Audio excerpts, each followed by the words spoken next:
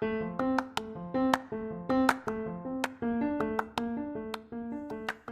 you, welcome to Sacrilegious Discourse. I'm husband. I'm wife. And together we're reading the Bible.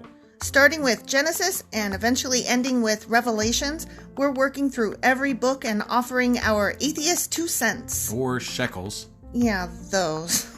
We're asking questions and pointing out all the nonsense. We aren't academics or scholars. Nope. In fact, when it comes to religion, we really don't know anything at all. What we've learned so far is that God's a dick. Oh, he really is, isn't he? If you're interested in how we reached this startling conclusion, maybe start from episode 1. Otherwise, jump in anywhere. It's all good. Yep.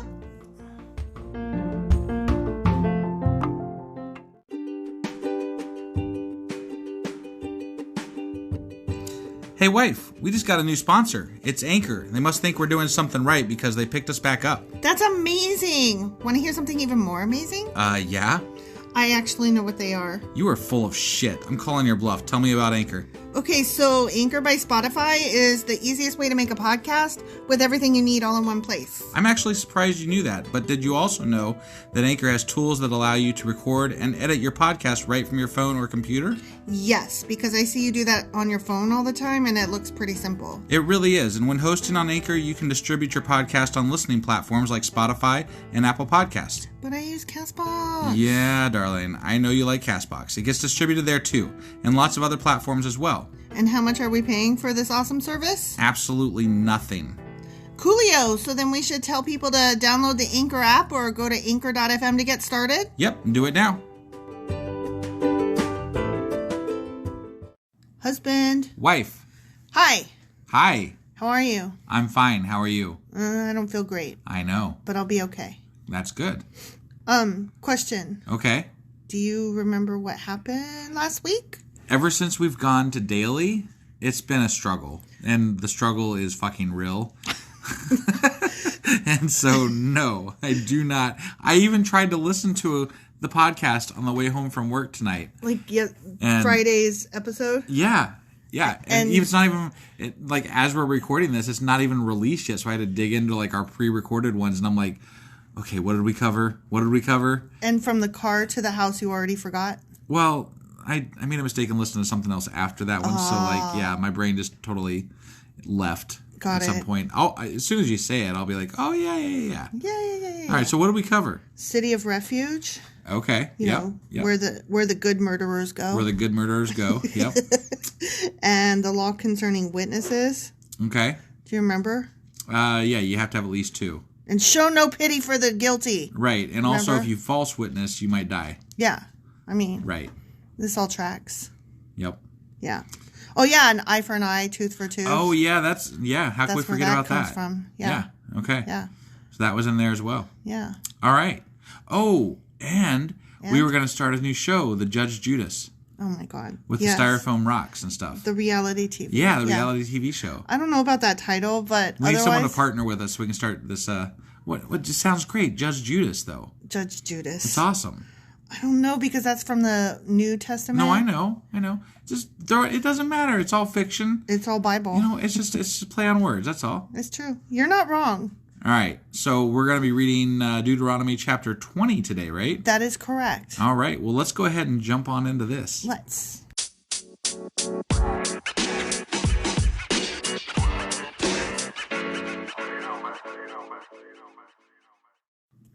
Okay, Deuteronomy Chapter 20.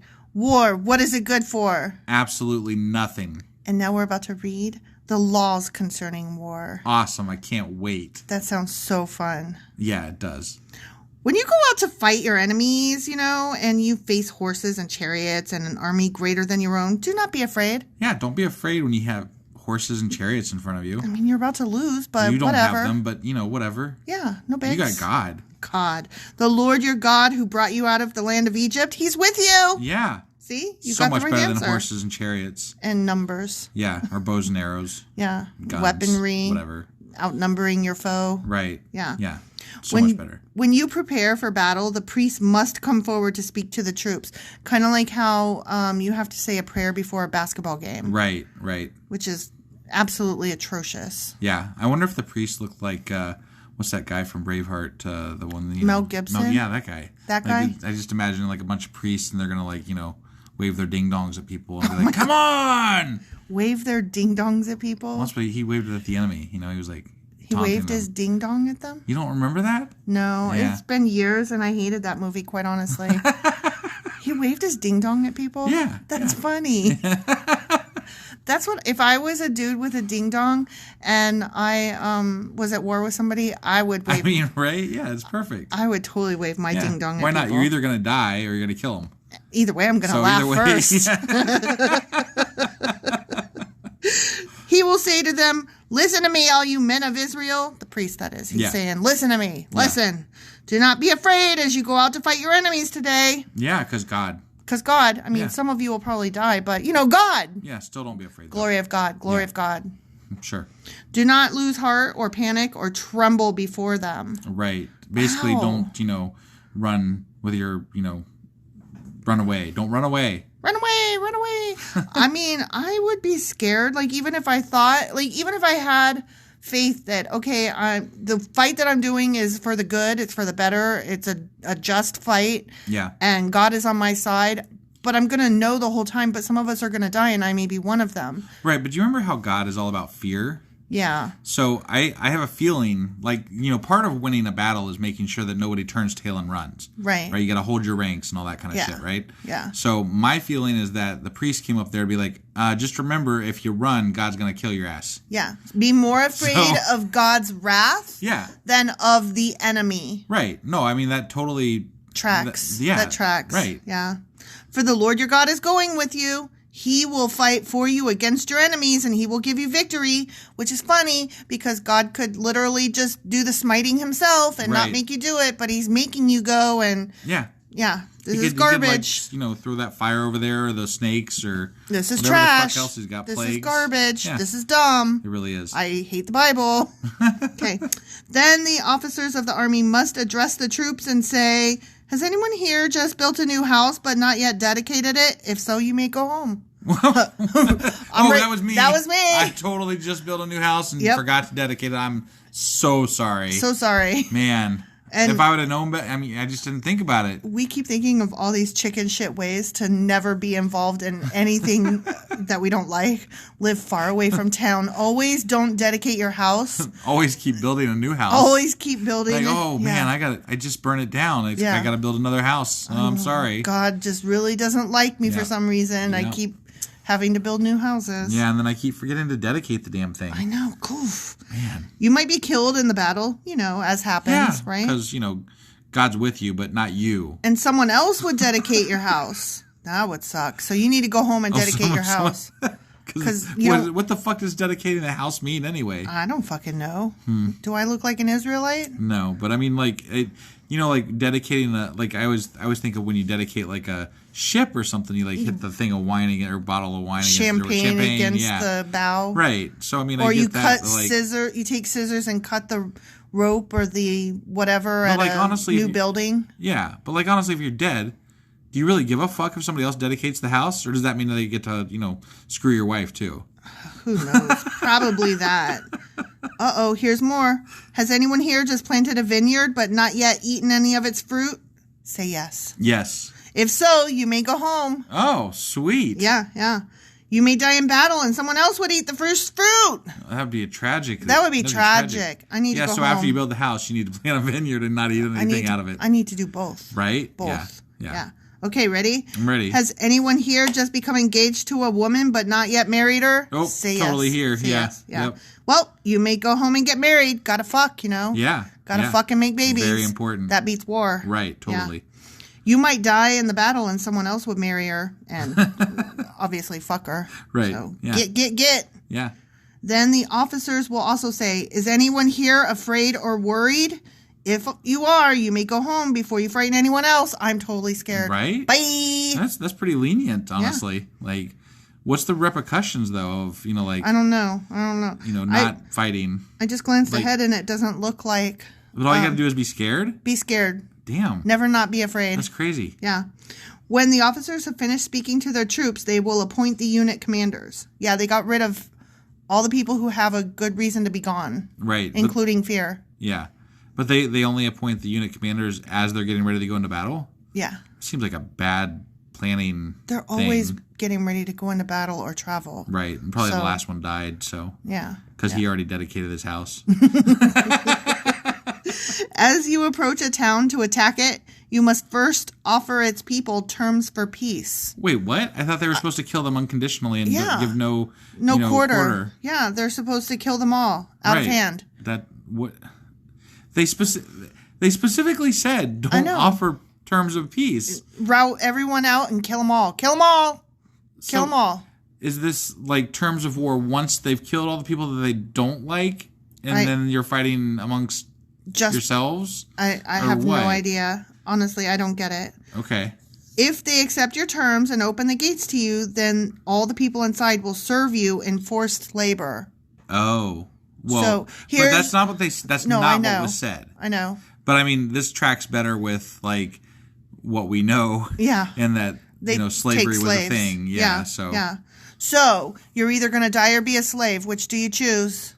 Slave. Or fight and defend your land and die. But I mean, you don't know ahead of time that you're going to die because God is not talking to you. I suppose if I had the chariots and the horses, I might be like, fuck you guys. Giants are on my side. Right? Yeah. Yeah. I mean, I don't know. If somebody just invaded our country, right? Right. And they are going door to door or whatever. Yeah. Or they put it out in the newspaper. Oh, by the way, Americans, we've just been taken over. New York Times article. Yeah. And you each amongst you have the choice of being a slave or dying. What are you going to do? Try to make it to Canada? Right. Question mark? Yeah. I don't know. I mean, I tend to think that, most Americans would probably just fight, to the end. But then again, if, Amsterdam came and took us over, I'd be like, oh, fuck it. It's funny. Yeah, actually, to that point, yes. Right. But I was just thinking, like, Americans probably would fight to the end, but what's really funny is that, but then they see something happening right in front of them, like, I don't know, one of their friends at a party leaves the party drunk, and every single one of them is too fucking terrified of bucking social norms to go tell their friend, hey, you are drunk. I should take your keys away and you should not drive. But that's just it. It's about bucking social norms. And the social norm is to stand up for country and always have guns and always fight. Right. But don't tell your friend not to be a drunk-ass son of a bitch driver. It has to do with social norms. That's what it is. It's not about what's right and wrong. But what I'm saying is that we have cultivated it to where doing the right thing on a personal level is not a social norm. And that's problematic. Oh, I completely agree. But we have zero problem fucking picking up a gun and shooting people. Right. Not we, me, and you. Yeah. We Americans. Yeah. No, I agree. Yeah. That's stupid. We're a very stupid people. Collectively, I totally agree. Yeah. But if they refuse to make peace and prepare to fight, you must attack the town. Oh, poor town. Yeah. When the Lord your God hands the town over to you. Hands it. When he does, because he will. But those people are going to die as he's handing it over. Handing it over, yeah. Use your swords to kill every man in the town.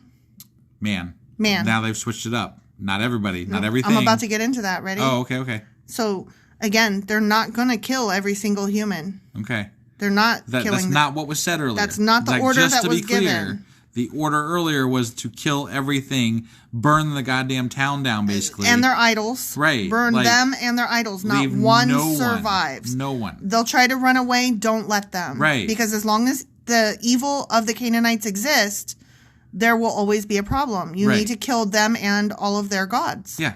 That was the order. This is bullshit. This is bullshit. And which one are you supposed to obey? Right. Is my question. Yeah.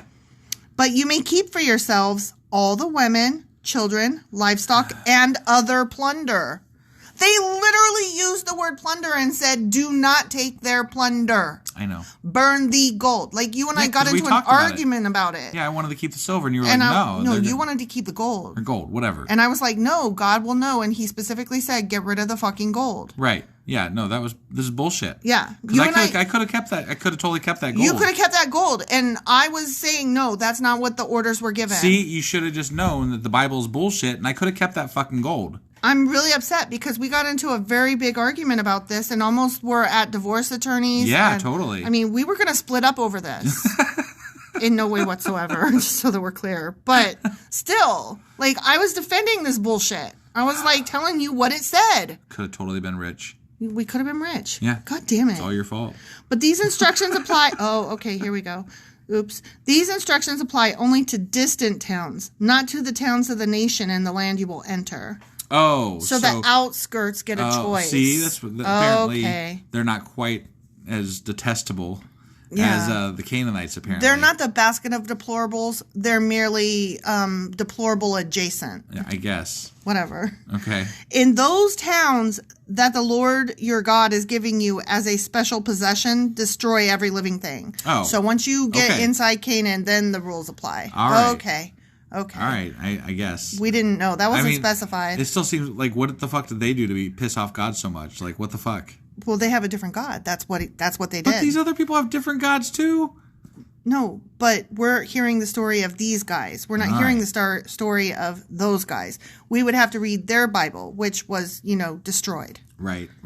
Because conquer. Yeah. Because wieners. Yeah. Ding-dongs. Sure. And they have to conquer fucking everything. Right.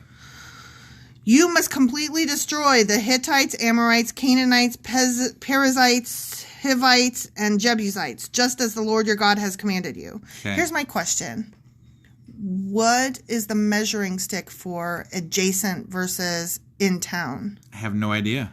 Because, they haven't really clarified it. Like, where we live, there's in town. Right. And then there are parts of our town that are adjacent but are still considered part of this town, but we know they're not, quote, in town. Right.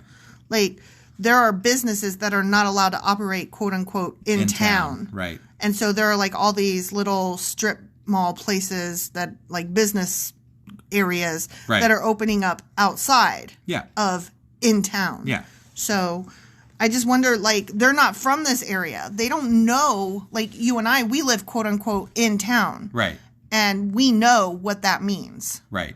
Because we're from here. Yeah. If somebody else was coming to this area and they went to one of the outskirt places they wouldn't know that that's not in town. Yeah. And they would think, you're part of them. Right. And so they would totally kill them outright. They don't know that people at the grocery store are going to talk bad about you for living in that other part of... Not us, by the way. Yeah. Just people that we've heard talking that way. And they assume because we're white that we're totally on board. Oh, God. Isn't that the worst? It's awful.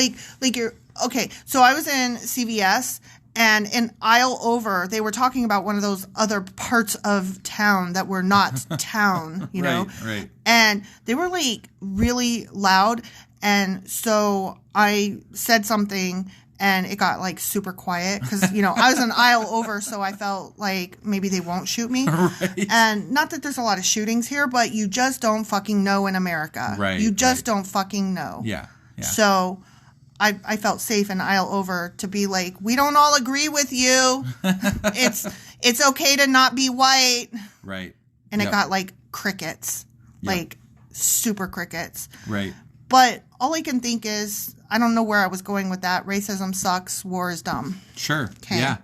I mean, did you have anything to add about that? Nope. Okay. Good. Sorry I went off there. It's all right. Okay. So anyway, this will prevent... the people, let me start over. This will prevent the people of the land from teaching you to imitate their detestable customs in the worship of their gods, which would cause you to sin deeply against the Lord your God. But apparently the customs of the other people, it's okay to learn their ways. The outskirts people. Maybe that's where Easter came from. the outskirts people. Yeah. It's so funny because, the outskirts people are still part of the people, though. Right. You know what apparently. I mean? Yeah, they're people adjacent. They're Israelite adjacent. No, they're Canaanite adjacent. Or whatever. They're something adjacent. Yeah, they're deplorable adjacent. I really liked that phrase. Okay. I'm going to try to make that be a thing. When you are attacking a town and the war drags on, as wars do. Totally. God, they just sometimes drag. You got to lay siege, Yeah, and then sometimes you guys got to call it quits for Christmas. Right, yeah. You must not cut down the trees with your axes. Wait, what? When the war is being boring and it's going on and on. Yeah. Don't cut down the trees with your axes. Why? I don't know.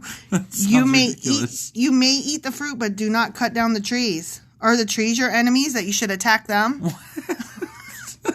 Maybe you need some fucking firewood. Maybe you want to build like a bunker or something. Right? You know, like, that's what I was thinking.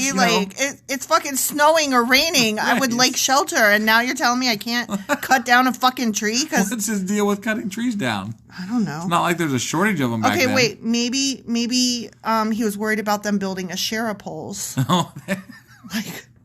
I know these motherfuckers. If I just let them cut down a tree, they're gonna. I know it. They're gonna go build a share pole. They're gonna tell me that they're building it for a fire because they're fucking cold. Assholes. But they're in the desert. God damn it! Always building the share poles. Yeah, he's like, I know what you're really doing with that pole.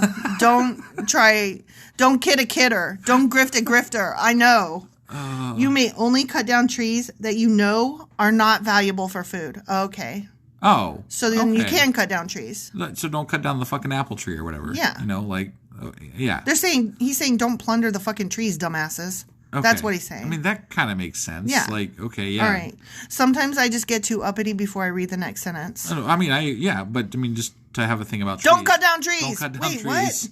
And then he's like, just kidding. You can cut down some trees. By not reading the head, we have a lot more fun in this podcast. That is true. That is true. And I mean, the sentence structure leaves much fun making because he did literally say, don't cut down trees. And then he's like, just kidding, cut down some trees. Right. You could literally quote the Bible to say, like, you know, if war's boring, don't cut down trees. Yeah. So, I mean, like, that's literally there. I know. You may cut down only trees that you know are not valuable for food. Use them to make the equipment you need to attack the enemy town until it falls. The end. Okay. Yeah. All right. That makes sense. That makes sense. That's less funny. All right. That's less funny. Boring. Okay. Way to ruin a fucking perfectly funny ending. Jeez, Bible. Cool. Way to go. War is so dull. All right, so that's the end of Deuteronomy chapter 20. We will see you tomorrow for Deuteronomy chapter 21. Bye, guys. Bye.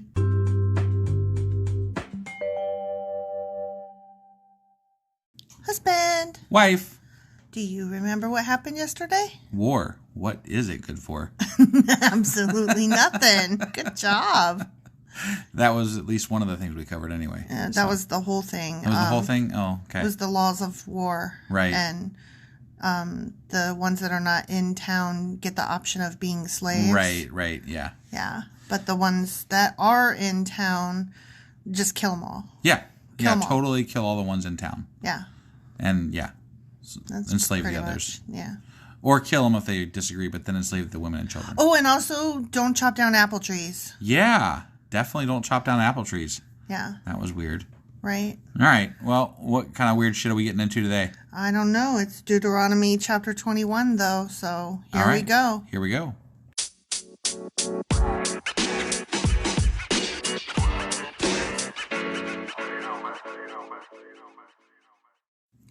Hey, before we start this chapter, though, you sent me an email. Yeah. To read. Yeah, it was from Hannah.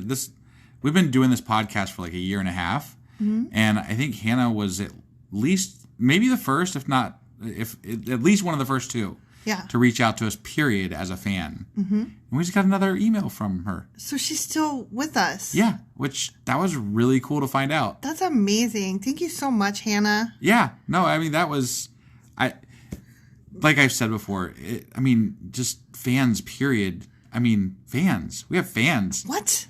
What the hell? What are you doing? Anyway, thanks, Hannah. And now we should probably read the Bible. Yeah, but I'm really glad that Hannah is reading with us. That's all. It was great to hear from you. Yeah. Okay, chapter 21, Settlement from an Unknown Murderer's Crime. Settlement from an unknown murderer's crime? So somebody got murdered. Somebody's got to pay for an unknown murderer's... How does that work? I don't know. So I guess we're gonna somebody find out. got murdered. We don't know who the murderer is unknown. Wouldn't God tell people if it was like... God don't give a shit. He's made that quite clear. Well, he cares about some things, like, you know... He's like, solve your own shit, unless I feel like getting involved. He cares if you masturbate. Only sometimes, if he catches you at it. Right, I guess. Whatever. Okay. I don't know. When you are in the land the Lord your God is giving you, someone may be found murdered in a field, and you don't know who committed the murder. Damn it, I hate it when that happens. I know, right? Always finding people murdered in a field, and I never know who it is. I mean, we do live in Cornfield, USA, so it could happen, I suppose. I suppose it could, yeah. I mean, I don't really go into cornfields, fields at all. Yeah. Right, yeah, just... Except for in the fall, because they do a corn maze here in Ohio. Yeah. And that's fun, and I had never heard of that till I moved here. That is fun. And you guys, okay, if you're not in Ohio, you may not know. So they have these giant cornfields, right? And so then they take a tractor or something, I don't know, and they use a map or something, and they like mow down the corn in the shape of a maze. Yeah. And the maze is different every year. And you get part of the maze, like, and you have to find your way through it. And then you get another part of the maze, piece of paper. And then you have to find your way to the next one. And you guys, this thing is amazing because the corn is over your head. Yeah. And you are like, it's like a hedge maze. Imagine a hedge maze, but the hedge is cornfields. And it's dark and cold. And you're all alone. And it can be scary. Yeah. It's exactly what all of our listeners have imagined. A bunch of people in Ohio wandering through fucking cornfields. Well, it happens every fall. It happens every fall. Yeah. And people pay money to get lost in a corn maze. Yeah, we pay money to walk through corn. It's true. It's true. And that's the only thing I've ever had to do with cornfields.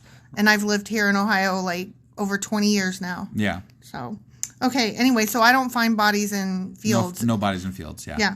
In such a case as when that might happen, your elders and judges must measure the distance from the site of the crime to the nearby towns. Probably to see who has measuring, like they have to like lay down their forearms to cubit it all the way. Oh. All right, now you lay your arm next to mine. All right, keep going, guys. And whose forearm? Do they use theirs or do they use the giants? Right. When the nearest town has been determined, see jurisdiction. Yeah. That town's elders must select from the herd a heifer that has never been trained or yoked to a plow. Is this the priests? Like what herd? I don't know. They must select from the herd. The town's herd. The town has a collective herd? I guess. I don't fucking know. Okay. I don't live there. I'm just asking. I don't know. Okay. They must lead it down to a valley that has not been plowed or planted and that has a stream running through it. There in the valley, they must break the heifer's neck. Jesus. That's violent. Some dude died in a fucking field and you got to kill a cow? Yeah. God. Then the Levitical priest must step forward, for the Lord your God has chosen them to minister before him and to pronounce blessings in the Lord's name. They are all to decide all legal and criminal cases. Okay. The elders of the town must wash their hands over the heifer whose neck was broken. Sure, okay. I guess. Then they must say, our hands did not shed this person's blood, nor did we see it happen. O Lord, forgive your people Israel, whom you have redeemed. Do not charge your people with the guilt of murdering an innocent person. So they were more worried that God was going to be wrathful because they couldn't punish the bad person. They're like, oh no, you guys, we didn't do God. It wasn't us. It might have been one of you. Yeah, it might. Yeah. They're like, don't blame us. And God could be like, but it was one of you. But they washed their hands of it. Yeah, they washed their hands of it. Oh my God. Then they will be absolved of the guilt of this person's blood. I wonder if that's where that came from. I don't know. I mean, it seems pretty like apropos for what we're talking about here. Right. By following these instructions, you will do what is right in the Lord's sight and will cleanse the guilt of murder from your community. Amazing. Yeah. Amazing. Who cares? There's still a murderer out there somewhere, but whatever. Who cares what happened? We washed our hands over a dead cow, so it's all good. Who cares who did it? Who cares why? Who cares if there's a serial killer on the loose? Who cares that this guy's still out there? Who cares about this guy's family? Right. Who cares? Yeah. We aren't going to get in trouble with God, and that's all that matters. We washed your hands of it. Okay. Okay. Next section. Yeah. Various laws. Various laws. Various. Just a few. Sundry. Some. Sundry. Some. Okay. Yeah. A few. Yeah. Right. Suppose. Yeah, I'm suppose. Suppose you go out to war against your enemies. Okay. Suppose. Yeah. I mean, we covered that in the last chapter. So. And the Lord your God hands them over to you, like he's about to do. He's going to do. Yeah. Yeah. And you take some of them as captives, suppose. Which, as long as they weren't the Canaanites, you're the out-of-town Canaanites. That's what I meant. Those were okay. Those guys. Okay, and, here we go. Yeah. Suppose you see among the captives a beautiful woman and you are attracted to her and want to marry her. Because, of course, marriage is built on beauty, not mutual respect, friendship, value of partner. Right. No, just that bitch pretty, I want to fuck. Right. I want to fuck so hard. And they don't even have to agree, apparently. No. Oh, no. Psst. I just need a hole to put it in. Right. I am an Israelite dude. I need a hole to put it in. That hole is pretty. Okay. That hole's face is pretty. Let's find out what they say just to make sure we're right, Okay. If this happens, you may take her to your home where she must shave her head, cut her nails, and change the clothes she was wearing when she was captured. So, you got to clean up your hole. Okay. That you've just kidnapped. Yeah. And forced. Like cleanse all the old shit off, basically. Yeah. Stop being from that other clan. Right. I just kidnapped you, God damn it. Now be with me. When you be one of regrow your me. hair, you'll be an Israelite. Yeah. Married to me. She will stay in your home, but let her mourn for her father and mother for a full month. You just killed them. Yeah, it's good. It's good that you're letting her be sad about marrying the person that killed her mother and father. Yeah. I mean, I can see how that could cause some sadness. Yeah. Then you may marry her, and you will be her husband, and she'll be your wife. Isn't that happy for her? I mean, she must be elated at that point. I'm sure she's very excited. That's probably like she's totally just on board with this 100%. Well, I mean, her other option was death. Right. But I mean, you shaved her head, so she's good with it now. She's happy. Yeah, it's totally okay. And she was looking forward to getting her nails did. Yeah, and she was so happy that you killed her parents. Yeah. They were dicks. They sucked anyway. Yeah, right. Yeah. But if you marry her and she does not please you, and I'm not even going to ask what that means, you must let her go free. You may not sell her or treat her as a slave, for you have humiliated her. Wait, say that if you marry this bitch and she doesn't please you, because you made her an Israelite, basically, by taking her in, you can no longer sell her as a slave. Oh, so she's an Israelite then. Yeah. You just gave her freedom card. Damn, I'd be like, I'm going to do my best not to please this motherfucker. Right? Right? Yeah. But you're not pretty, so it's okay. You don't have to worry. You'd be dead. I'd be dead too. I mean, I'm not trying to say anything there. Right, yeah. Yeah, we'd both be dead. Yeah. Womp, womp. Hey, so suppose a man has 2 wives, but he loves one and not the other, and both have given him sons. Okay. Okay? So 2 wives is okay, first of all. Sure. Okay. Sure. Is that...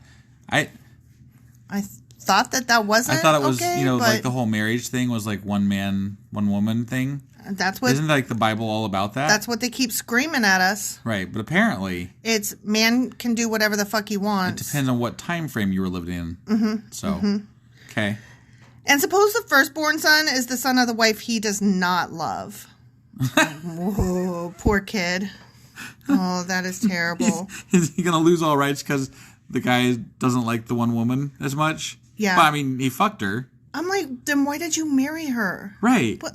It's ridiculous. Oh, because she was pretty. She was a bitch, but she was pretty. Oh, my God. And we all know that you have to only marry pretty women. I know they're going to take the rights away from this kid. Yeah. Just because man's like, nah, that your mom's a bitch. I don't want that one. Your mom's a fucking bitch. When the man divides his inheritance, look at this. He may not give the larger inheritance to his younger son, the son of the wife he loves, as if he were the firstborn son. He must recognize the rights of his oldest son, the son of the wife he does not love, by giving him a double portion. I mean, I'm not for first son inheritance laws and shit. But insofar as following fairness, that's actually... They're saying, all right, I don't really give a shit if you love this woman, you took her as your wife, get the fuck over it. Yeah, and you had your first kid with her, so... Yeah, the fact that she's a bitch maybe reflects on you. Yeah. Maybe you're the dick. Oh, that... Not in the Bible. It's always the woman's fault. But still, he is the first son of his father's virility. Right, but obviously that's a male child heir. And the rights of the firstborn... it's not his fault. ...belong to him. His mom's a bitch. Yeah. The rights of the firstborn belong to him. Yeah. Because the sperm hit it quick. Right, yeah. That happened. Okay. You can't undo it. I'm glad they didn't take, I mean, I guess insofar as following laws and whatever. This is also steepled insofar as. This is going to be a drinking game. They're going to be like, every time they say insofar as. Yeah. Look, within canon, according to the Bible in this universe. It's really hard because you have to like put your own shit aside and be like, okay, I'm living in this times. Right. I'm living with these people. Yeah. I'm ugly and I'm a bitch and he don't like me, but I gave him his first son. Yeah. We should create a husband and wife drinking game. Oh my God. Right? We could. That'd be awesome. I need somebody to like that makes board games to like, you know. We already have a reality TV show. I know. We're going to have this whole franchise. Oh, my God. It's going to be a thing. It's going to be a thing. We're going to have everything. It's going to be great. Okay. So anyway, I'm just going to read the Bible now. Okay. Suppose a man has a stubborn and rebellious son who will not obey his father or mother, even though they discipline him. I mean, kids, what you going to do, right? In such a case, the father and mother must take the son to the elders as they hold court at the town gate. The parents must say to the elders, quote, "This son of ours is stubborn and rebellious and refuses to obey. He is a glutton and a drunkard." Wait, where did the drunkard come from? Your son's drinking? Apparently, he's a glutton and a drunkard. Damn, like, but like. I think they're giving an example, and they just left out the part "for example." Oh, okay. Yeah, like they said, "quote, you have to say this." Yeah, and I'm like, what if he's stubborn and not listening, and he's not a drunkard and a glutton? Right. I think what they're saying. Oh shit. Oh, you gotta kill him. This next sentence is rough. Then all the men of his town must stone him to death. Jesus Christ. Could you imagine? My kid's an asshole, but I'm not going to turn him in and have him stoned. What's the thing about, you have to honor your parents and obey them? Yeah. That's, you know what? That's how you get away with. My first wife is a bitch, and she had my oldest son first. He's like, this motherfucker's stubborn and rebellious. Yeah. You guys need to stone this asshole. Because honestly, that could apply to any fucking teenager on the planet. Honestly, it really could. Right? Yeah. Come on now. Yeah. I mean, I love my kids. Right. But let's not pretend that they're like wonderful all the time, 100%. Yeah, definitely not. Because none of us are wonderful. I am a bitch sometimes. You're an asshole sometimes. And our kids are definitely a force with which to be reckoned. Yes. In this way, having stoned him to death, you will purge this evil from among you, and all Israel will hear about it and be afraid. Yeah, I bet they will. These motherfuckers over here in this town get a load. Look, they stone their own kids. How horrible of a parent do you have to be to drag your fucking kid before the town elders to have your kid stoned to death? Right? Like, talk about, like, award for worst parent of the fucking year. I mean, I'm thinking that this is the stuff of, like, the boogeyman. Like, you warn your kids, like, if you don't behave, I'm going to take you to the town elders and have them stone you. I don't know. I think they really like stoning people to death. They do. Clearly. So Clearly I think they just kind of got off on it. It's like a thing. But could you imagine, like, doing that, though? Not even a little bit. I'm trying to put myself in those times. Not even a little bit. I couldn't imagine having my kid stoned to death. Either of them. No. And I mean, like, right now, I'm not on great terms with my son. I still don't want him stoned to death. Right. I still like him. Yeah. Yeah. No, I mean, that just, no. No, definitely not. Let's just not. Let's not. If someone has committed a crime worthy of death and is executed and hung on a tree, the body must not remain hanging from the tree overnight. Wait. What? I thought all fucking executions happened by stoning them to death. Now we're hanging people too? No, we're not hanging them. Just if somebody has committed a crime worthy of death and has been executed. Oh. And then hung from a tree? Hung from a tree. Not that we did this to him, but this was done by somebody. Okay. So somebody took it upon themselves. To hang somebody from a tree. Okay. Because the dude had it coming. Whatever crime he committed. I guess. Okay. He had it coming. Somebody was like, I'm going to hang this motherfucker over here. Yeah. And they did. It's fine, but don't let that body remain hanging from the tree overnight. You must bury the body that same day. For anyone who is hung is cursed in the sight of God. He's dead, so... So not only are you dead, you're also cursed. Right. I just don't understand that. Wow. You not only dead, killed though. me, but you cursed me. Thanks, fuckers. Like, I mean, that's... What? Why? What? Oh. Yeah, I'm just thinking, you guys are way more bothered than he is, because he dead. Right? He dead, y'all. Yeah. He don't give a fuck if he's cursed. Maybe your town is cursed. And it is, because you guys were stoning your children all the time. Yeah. In this way, you will prevent the defilement of the land the Lord your God is giving you as your special possession. The end. Okay. I can't even. By killing your sons and daughters who were rebellious and hanging people, but not too long. Okay. I feel sorry for the ugly women of the time. This is shit. But I also feel sorry for the pretty women of the time. I feel sorry for everybody, basically. Unless they were an asshole, and then I don't feel sorry for them. It seemed like they were all assholes. The guys were, pretty much. Yeah. I mean, there might have been some good ones, but I don't know. They all come across as assholes. They all seem like they're assholes. That's what I'm going to go with. Assholes. Assholes. The Israelites were assholes. Definitely. Okay. All right. Well, tomorrow we are reading Deuteronomy Chapter 22, correct? That is correct. All right. We will see you guys then. Bye.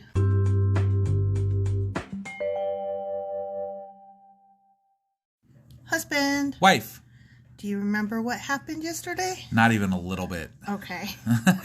So it was settlement for an unknown murderer's crime.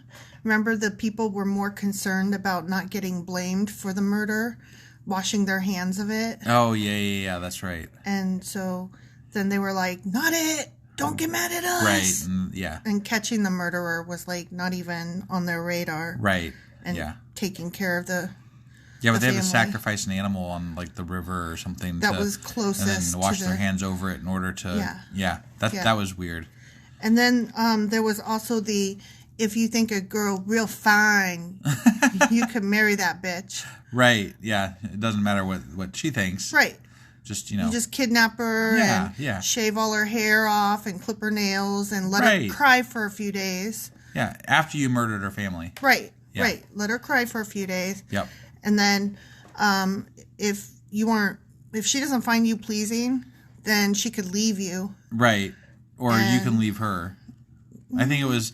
She could leave him, but wait, how did it go?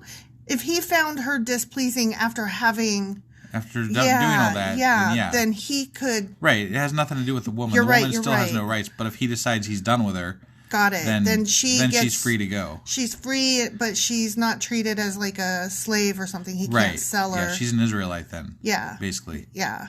Essentially. He gave her green card. Right. Yeah. And then there was also the firstborn son. If the firstborn son is with the wife that he hates, he can't blame the son and leave him out of the inheritance. That's right. Yeah. Yep. So there was all those weird laws. Good stuff. Good stuff. All right, so what are we getting into today? Deuteronomy Chapter 22. All right, let's go do this. Do.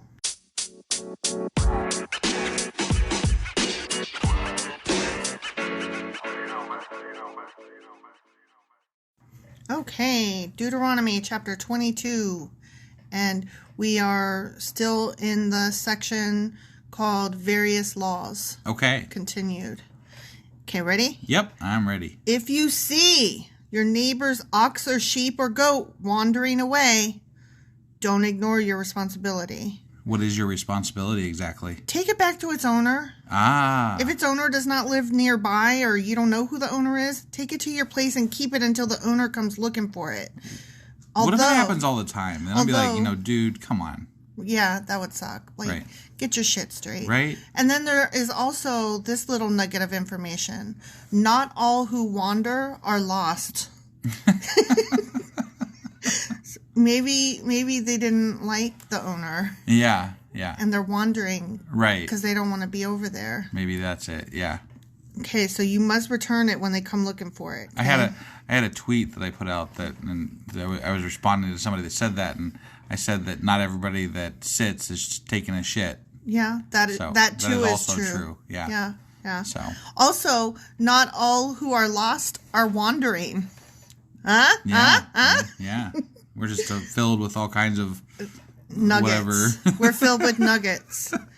Okay, do the same if you find your neighbor's donkey, clothing, or anything else your neighbor loses. The fuck? Losing clothing? Just like randomly laying out in the middle of the street? Okay, well, like, say you wore layers because it's that time of year when you don't know if it's going to be hot or cold, right? Right. And so you took your jacket off because it got warm. Then you left it on the fence post? Yeah, you just left it. All right, fair enough. Or let's say that you were wearing your sneakers because you were going for a long walk, but you brought your sandals with you because you were going to switch into sandals once you got there for that look. Mm-hmm. You know, that look. Yeah, totally. You styling out there. You got to impress those other Israelites. You know? Yeah. And so then, you take your sneakers off, you put on your sandals, and God damn it, they won't fit in my bag, my sneakers. What am I going to do? Okay, I'm just going to leave them here. Oops, I forgot them because I was having so much fun. So see, there's reasons you could leave your stuff. Totally. Or let's say that you were making love. Yeah. And you couldn't find your bra. Totally. Yeah, I get it. And you're like, God damn it. Where did my bra go? That would be awkward. Yeah. And so then you left your bra lying around. I don't think they had bras back then, though. Okay. I was just, saying. Yeah, right. Like underclothing. Sure. Undies. I don't know. Did they even have that? Because they weren't allowed to have steps on their churches. Because you could look up. Yeah, exactly. Look up their robe. Right. And see their stuff. So I don't think they had, undergarments at this point. All right. Whatever the fuck. Okay? Right. I'm just saying there's reasons that they could leave their shit lying about. Yeah, I gotcha. And so don't ignore your responsibility if you find somebody's lost items. Okay. I'll do my best not to ignore that. I would recommend maybe put a box by your front door called Lost and Found. Yeah, there you go. And anytime you find something that doesn't belong to you, sure, look around. If nobody's claiming it, don't steal it. Just throw it in your box bring with it Lost home and Found. and put it in your Lost and Found box. Right. Don't ignore your responsibility. Exactly.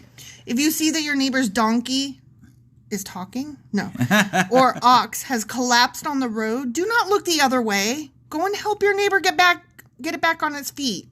Go help. Be a helper. Help your neighbor. Okay? Okay, I guess. Don't avoid your responsibility. I hate it when my ass collapses. I too hate it when your ass collapses.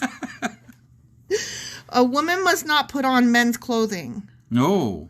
Damn! That came out of nowhere. Specifically anti-trans. And a man must not wear women's clothing. Wow. God damn. How about this? I'm going to wear what the fuck I want. Right? And you can kiss my ass. Exactly.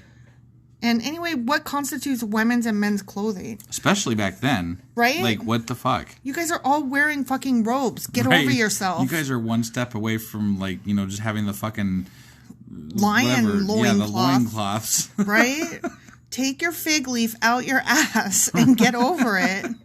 Besides, in Scotland, in this country, they're like, men can't wear skirts. And then in Scotland, it's totally normal that, of course, men wear skirts. Right. Yeah. So who the fuck are you to tell me what is men's or women's clothing? Right. You know what clothing is? It is to keep you warm from the winter and to keep you safe from the sun and to keep your body Maybe if God was comfortable. real and he actually really didn't want us to wear men's or women's clothing, maybe he should have stipulated what men's and women's clothing are specifically. Maybe he could come down and see that biology says that there are more than just two genders and not have such a thing as men's and women's anything. I don't disagree at all. I'm just saying that insofar as this Bible is concerned and what they're saying here, right, that, if this God really existed, he would be able to tell us exactly what determines men's or women's clothing. That's and true. What is going to make him mad. Because, that's true. Whatever. But it just sounds like they're like, that's weird, don't do it. Yeah. They're like, ooh, sex is really gross and man and woman only because it's my beeswax. Who you do with your penis and your vagina, and that's the only things you can have. It's no wonder these people are so fucked up. Yeah. I mean, just all the shit in here that's just so repressive as far as and backwards. Think about it too. These people are just trying to survive in the goddamn desert. They have so many more important things to worry about than what the fuck clothes they're wearing. Right. But no, we have to all stop and worry about, did I put a skirt or a pants on? Yeah. Fuck you. Right. Anyone who does this is detestable in the sight of the Lord your God. You know what? So that's one of the things he finds detestable. There's part of the list. The Lord your God is detestable. How about that? Completely agree. If you happen to find a bird's nest in a tree or on the ground, and there are young ones or eggs in it with the mother sitting on the nest, do not take the mother with the young. You may take the young. Wait, what? Take the young. Take those baby birds. Take those eggs, but let the mother go so that you may prosper and enjoy a long life. And that makes absolutely zero sense. That's funny because we had a nest in our backyard, and my son was like getting into it, and I was like, no, those are babies. You have to let them live. And, right. And we put the nest back in the tree, and the mother came back to the nest. Right. And, we didn't take the eggs. Yeah. Because we're not asshole piece of shits. Right. Piece of shits, pieces of shit. When you build a new house, you must build a railing around the edge of its flat roof. Stupid. A railing around the edge of its flat roof. Huh. Oh, okay. Here we go. Ready? That way you will not be considered guilty of murder if someone falls from the roof. Why would somebody fall from the fucking roof? It's a roof. Well, it's flat, and this was early seatbelt. Okay. It's dumb. There's a railing up there. If you fall, it's because you jumped, you suicidal maniac. Oh my God. Okay. Not falling. It's not my fault. Yeah. It's not my fault you fell off my flat roof. Why the fuck were they on your roof in the first place? I don't know. Maybe that's where maybe they were hanging their laundry up there. What about if somebody is building that railing and then falls off the roof? Is that still murder? Oh, it's murder. Okay. It's murder because you should have had the railing. Right? It just should have been there, right? God should have guarded it. Right, yeah. You must not plant any other crop between the rows of your vineyard, fucker. Don't do it, okay? If you do, you are forbidden to use either the grapes from the vineyard or whatever that other crop was that you put there. Okay. Stupid. I mean, I'm sure that probably makes sense in some sort of like agricultural sense. But does it make sense in we put it in the Bible? Don't do it, motherfucker! Well, list? I mean, let's be honest. This is just a fucking rule book. That's all it is. Let's be honest. It's my crop, and I will if I want to. Well, but it probably wouldn't work out very well. So? I'm just saying. But that's up to me. That's my business. Yeah, no, I agree. Doesn't need God to tell me that. Right? That's what I'm saying. Right. Like, why does God give a shit? About my fucking vineyard. Yeah. Right. You must not plow with an ox and a donkey harnessed together. Okay. You must not wear clothing made of wool and linen woven together. There's that mixed thread thing. Yeah. We like everything segregated and separate. Yeah, apparently. Our linens, our men's and women's, our colors of people. We like everything segregated. Definitely. Yeah, no mixing. No mixing. That's funny because my children are both Hispanic and I'm white. Right. You must put 4 tassels on the hem of the cloak with which you cover yourself on the front, back, and sides. What? On the front, back, and sides. Okay. 4 tassels. Okay. On the hem of your cloak. Okay. Okay? That's okay. 4 tassels, Sure. goddammit. Whatever. Do it. That's stupid. Yeah. Okay, ready? Yeah, I'm ready. Next section. Laws concerning chastity. Oh, boy. Wow. Now we're getting it. Yeah. Suppose a man marries a woman, but after sleeping with her, he turns against her and publicly accuses her of shameful conduct, saying, "When I married this woman, I discovered she was not a virgin." Ooh. What I want to know is how the hell he thought that he knew that she wasn't a virgin, because guess what? The hymen ain't a thing, right, you know? Right. And you can't tell if it's been busted. Right. And moreover, you can bust it just by riding a goddamn horse, so fuck off. Right. What'd he do? Finger banger and be like, you don't feel tight enough, even though they all come in different sizes, just like dicks? I mean, he probably just was looking for an excuse to get rid of her. Because he fucked her once and decided she didn't give me good head? What do I know about people back in freaking 3,000, 4,000 years ago? I don't know, but it makes me mad. I don't know shit about them. This chapter's making me mad. I can tell. Okay. Then the woman's father and mother must bring the proof of her virginity to the elders as they hold court at the town gate. What the fuck is proof of virginity? And why the fuck would the mother and father have it? Because the mother and father are very invested in what's happening to their daughter's vagina, because she's a piece of shit just for being a woman. And I mean, they had to hope that somebody would buy her. I guess. You know? Yeah. Because she's chattel. Okay. All right. Whatever. So I don't know what proof that they offered up. Right. maybe they had her assessed by the town witch doctor Quackery McDuck or something. Right. I don't know. Yeah. Her father must say to them, I gave my daughter to this man to be his wife, and now he has turned against her. He has accused her of shameful conduct, saying, I discovered that your daughter was not a virgin, but here is the proof of my daughter's virginity. Oh, shit. This is gross. Okay. Then they must spread her bed sheet before the elders. Oh, my God. Yeah. You know, the sheet where she lost her virginity. Oh, my God. So I hope that you bled. Right. I hope that it was uncomfortable and painful for you. I hope that it was not good sex. Could you imagine? I could not even. No, I can't even. No. Terrible. Nope. Terrible. That's terrible. The elders must then take the man and punish him. Yeah, they better, because he lied. Yeah.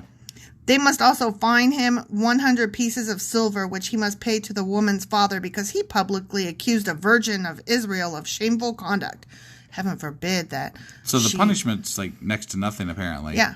100 silver? Yeah. That's He's like, I got that in my pocket, and I don't even have pockets. He probably got it from the fucking dowry that Yeah. the woman's father paid him. Exactly. I'm like, what the fuck? Yeah.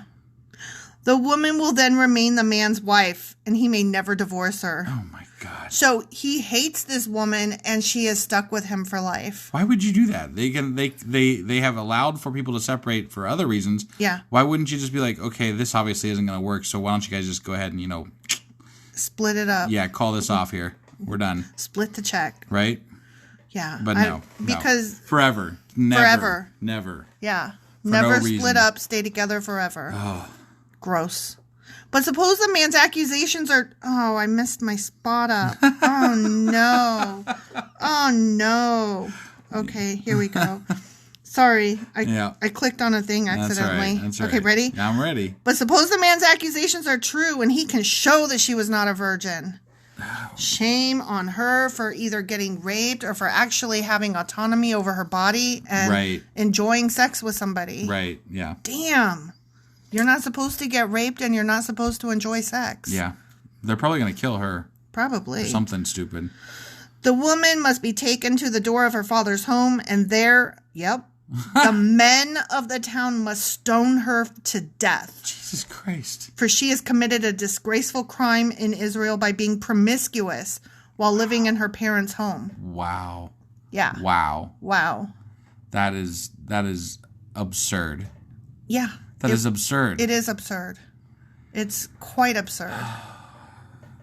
I'm speechless because what the fuck is this religion? It's stupid. It is stupid. And besides, the reason that she wouldn't be a virgin if she wasn't is because other men were also promiscuous. Yeah. And they aren't stoning them to fucking death. That's because they can't prove that they weren't. Yeah, they don't have a hole to stick their finger in and decide how tight it is. Also, they wouldn't really give a shit. They'd fine them 100 silver. Yeah. I'm just saying, even if they did know, they'd fine them 100 fucking silver and they'd be on their fucking way. Yep.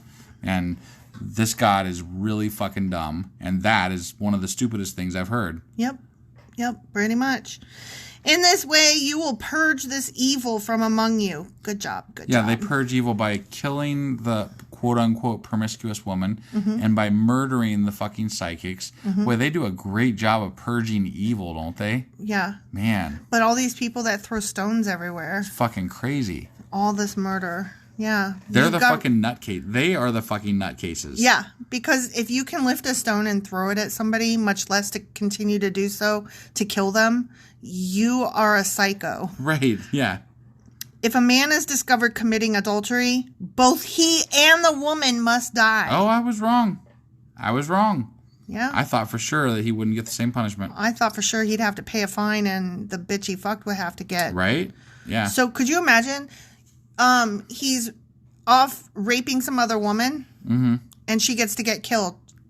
Yeah. On top of getting raped, she gets killed. Right. Yeah, that's pretty fucking horrible. Yeah. And I'm sure that happened probably often. Even. I would say probably more often than not. And that's really, really horrible. Really horrible.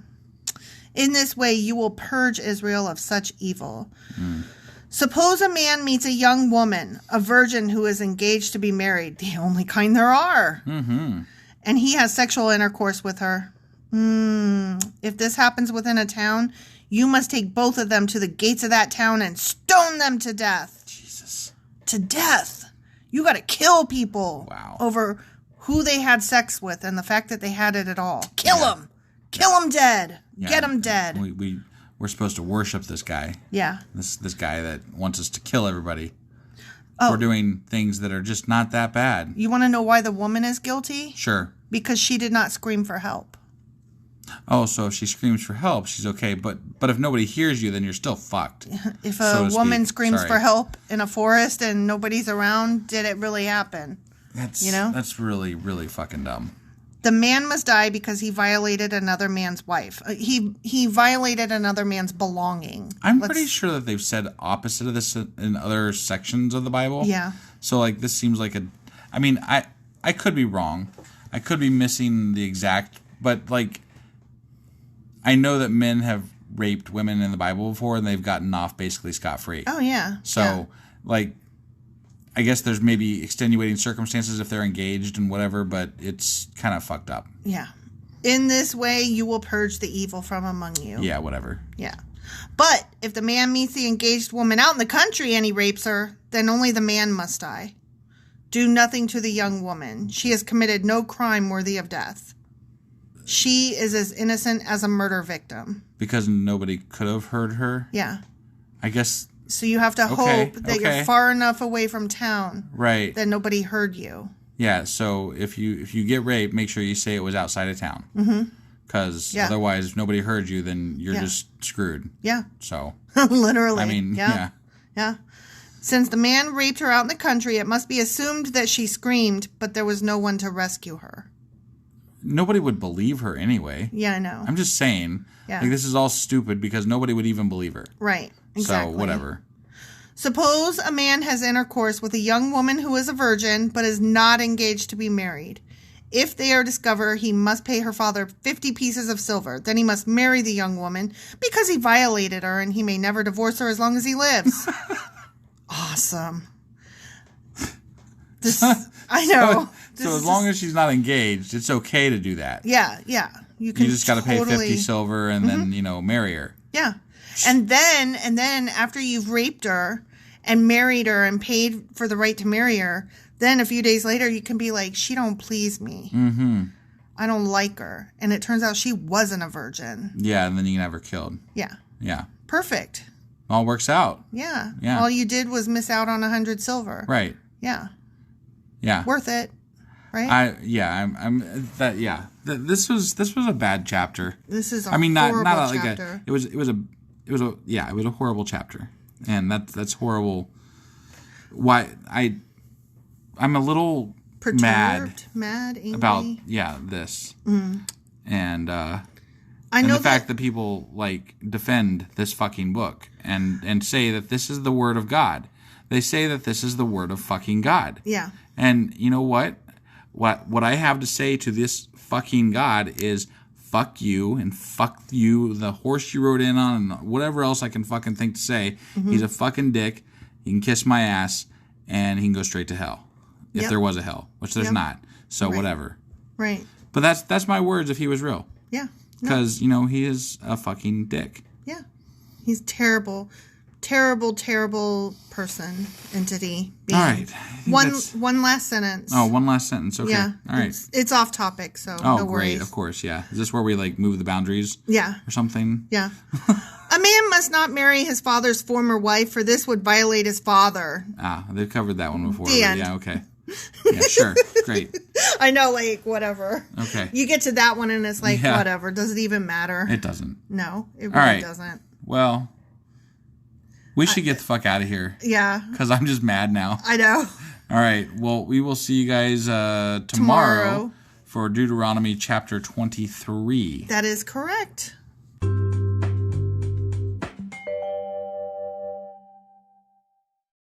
Husband. Wife. Do you remember what happened last time? No, I just got back from Pennsylvania, so I have no idea because I've been busy not thinking about the podcast. Why were you in Pennsylvania? We went to go see a concert, me and our kid. Who'd you go see? Mother. Was it a good show? It was a good show. We did a lot of walking that day, so I'm tired. And then I drove back all night, so also tired. Yeah. But it was good. It was fun. Yeah, I'm glad you guys had a good time without me. So remind me, what did we do on the last one? Wow, you just rolled right over that. Oh, no. No, we definitely missed you. Okay, there it is. I was just trying to get to the... Wow. You were like, anyway. Yeah. Okay, so what happened last time was we talked about a lost and found box. Yeah.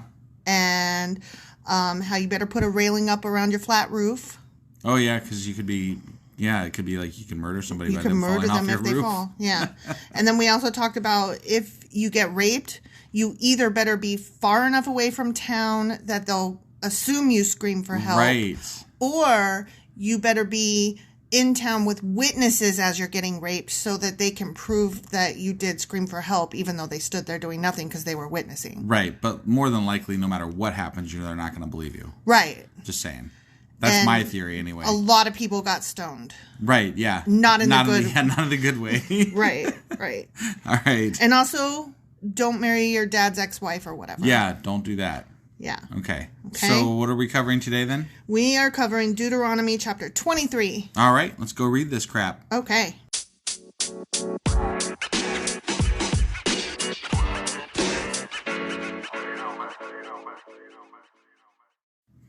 Okay. Deuteronomy Chapter 23. Those excluded from the congregation.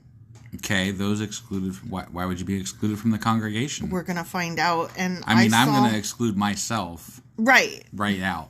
But not for the reasons that they are giving off the bat. Right. Probably unclean would be one. Okay, listen to me. I'm listening. I'm trying to tell you something. Okay. I accidentally saw words. Yeah. And I was like, oh, shit. Okay. And you don't have a problem of being excluded for some of the reasons that they're giving. Okay. Okay? Okay. Okay, ready? I'm ready. If a man's testicles are crushed... What the fuck? Or his penis is cut off, he may not be admitted to the assembly of the Lord. That... Your face! That's such bullshit. Why? I mean, okay, you've already been through hell, obviously, and then they're like, "No, sorry, you can't be accepted into the Lord's grace either." So you're not a man. Yeah, you're not a man. Piss off with that crushed balls and shit. There, get away. Okay, sorry. It's just you were taking the question seriously, and you were like, "Oh, probably from being unclean and blah blah blah." And I'm like, "No, just wait." In your face. Okay, if a person is illegitimate by birth, neither he nor his descendants for 10 generations, Jesus Christ, may be admitted to the assembly of the Lord. Sucks to be a bastard, I guess. Right? Damn. And then that's not even your fucking fault. Neither is getting your penis cut off. I mean, that could be your fault, I guess, but generally I would say no. Yeah. Well, here's the thing, this is supposed to be a book about drawing you closer to the Lord, and the Lord is like, but only some. Yeah, we don't want you or you. Yeah, your great to the ninth grandparent was a bastard. I was going to say, not only do we not want you, we don't want 10 generations of you. So right? What the fuck? Yeah, this book is dumb. Yeah. No Ammonite or Moabite or any of their descendants for 10 generations may be admitted to the assembly of the Lord. They could have cut that entire sentence out decades ago, if not, millennia ago. Mm-hmm. Mm-hmm. Yeah. These nations did not welcome you with food and water when you came out of Egypt. Instead, they hired Balaam, son of Beor, from Pethor in distant Aram Naharaim to curse you. Except for he didn't, and then you killed him. Right. Just saying. Right. But the Lord your God refused to listen to Balaam. He... What? Turned and intended the curse into a... Wait, what? what? He turned the intended curse into a blessing because the Lord your God loves you. Wait. That's not the story that the Bible told. Yeah. That is not the story the Bible told. The Bible, I remember because this is one of my favorite chapters so far as stupidity and ridiculousness. I keep calling him Balaam, but it's Balaam. Whatever, yeah, Balaam, whatever. I called, yeah. So Balaam. Yeah. He listened, he asked God what God wanted them to do, and he followed God's word to the nth degree. Yeah. And God then, decided that he had failed because whatever, the whole... Just go back and read that chapter with the speaking ass and everything. And, and now, it was bad. I get Balaam confused with Balak. Oh, I don't. Balaam, I remember very, very well. Well, they were in the same chapter. Yeah. And one of them was a soothsayer that, was in talks with God. Yeah. That's Balaam. Yeah. And the other one was... I don't know. Who was he? I don't remember. Okay. It seemed like he was a king or something. Like, I thought he was the Moabite king. Okay. So, or whatever he was. I'm pretty sure that's what that was. Okay. Because he was going to visit him, so that the king wanted them to curse the Israelites. And then when Balaam got there, Balaam was like, no, I'm going to not curse them because God told me not to. So Right. Like, yeah. Balaam was doing nothing but listening to God. Mm-hmm. And then God...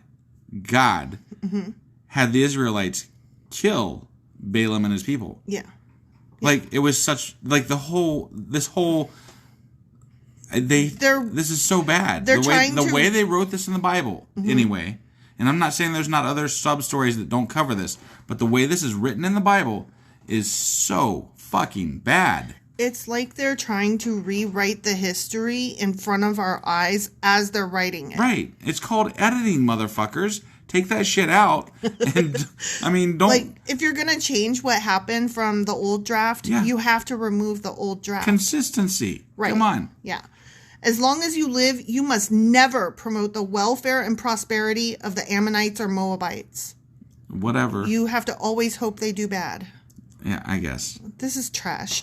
Do not detest the Edomites or the Egyptians, because the Edomites are your relatives, and you lived as foreigners among the Egyptians. You lived as foreigners among them and claimed that they made you be slaves. Right.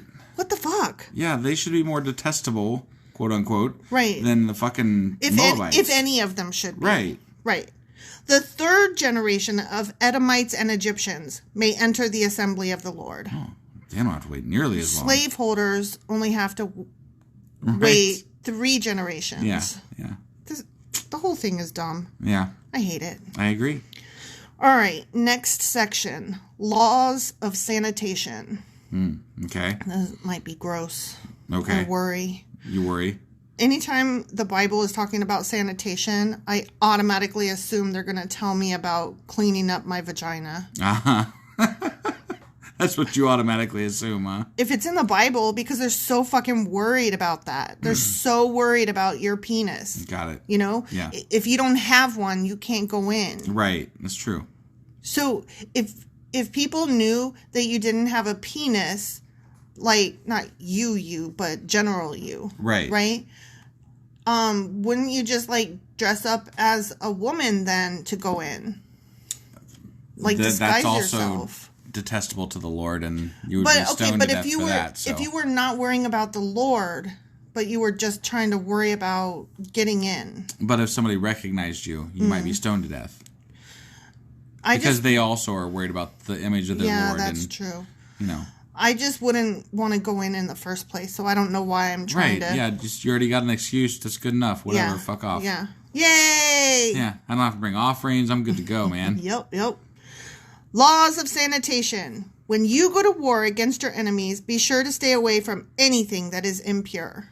I mean, you should always stay away from things that are impure. I guess. But not just when you're going to war against your enemies. Okay, sure. Right? Whatever.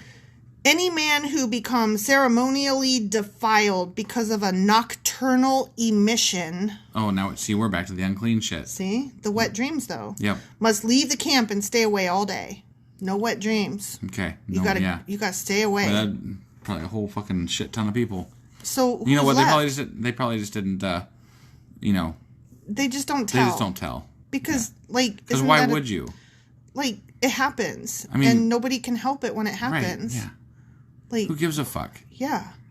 Okay. I'm just making sure, because I'm not a man. I don't have a penis, but it's my understanding that... Fucking stupid. It just happens. Yeah, it's fucking stupid. Okay. Toward evening, he must bathe himself, and at sunset, he may return to camp. Okay. Whatever. Yeah. You must have a designated area outside the camp where you can go to relieve yourself. Yeah, no peeing in the camp, man. Go pee outside the camp. Right, yeah. I'm assuming when he says relieve yourself... He meant piss. He's talking pee and shit. Right. He ain't talking, go jack off out there. Yeah, but, if you're writing it better, you probably should have, had a better break between the nocturnal emissions and the... Yeah, and the relieving yourself, Because it's, the same paragraph. So, I had to change from, semen or whatever to piss and shit. Yeah. So... But, just those emission things. The things that come out of your body. All the things that come out of your body. It's all the same to them. Take them out of camp. Each of you must have a spade as part of your equipment. Whenever you relieve yourself, dig a hole with the spade and cover the excrement. Okay. There you go. Cover up your doo-doo. Yeah. Okay. Okay. I mean, that still goes for camping today. I mean, I don't do camping kinds of things, but... Definitely. Right. The camp must be holy, for the Lord your God moves around in your camp to protect you. It'll be holy after they dig all the holes for the shed. You ain't right. The Lord God moves around in your camp to protect you and to defeat your enemies. He moves around, huh? He moves around. Oh, look, there go God. He moves around because he's watching for everybody's nocturnal emissions. Oh, okay. Except for that he can't actually be seen, apparently. Right. He's invisible. Yeah. He must not see any shameful thing among you, or he will turn away from you. Okay. Okay. I'm so sorry that I had a dream that wasn't my fucking fault and my wiener got all hard and, that shit squirted out. Not my fault. Right. I had nothing to do with it. The things in here are so vague as to what is quote-unquote detestable to God that I feel like it leaves a lot of room for the priests to just say whatever they fucking felt like. Yeah. This is detestable and God has turned away from you and, Well, blah, blah, I mean, parts of it are vague except for where they're really suddenly explicit. No, they're either very specific or they're very vague. Ridiculously so on both ends. Right, yeah. Okay, a new section. Okay. Laws of human relations. Okay. I don't know if they're talking about relatives or sex. I guess we'll find out. If slaves should escape from their masters and take refuge with you, you must not hand them over to their masters. Okay. Wow, that should have been used back in the early days of the United States for the abolitionist movement. Yeah. Let them live among you in any town they choose and do not oppress them. Huh. Go figure. That is interesting. Yeah. No Israelite, whether man or woman, may become a temple prostitute. Wait, a temple prostitute?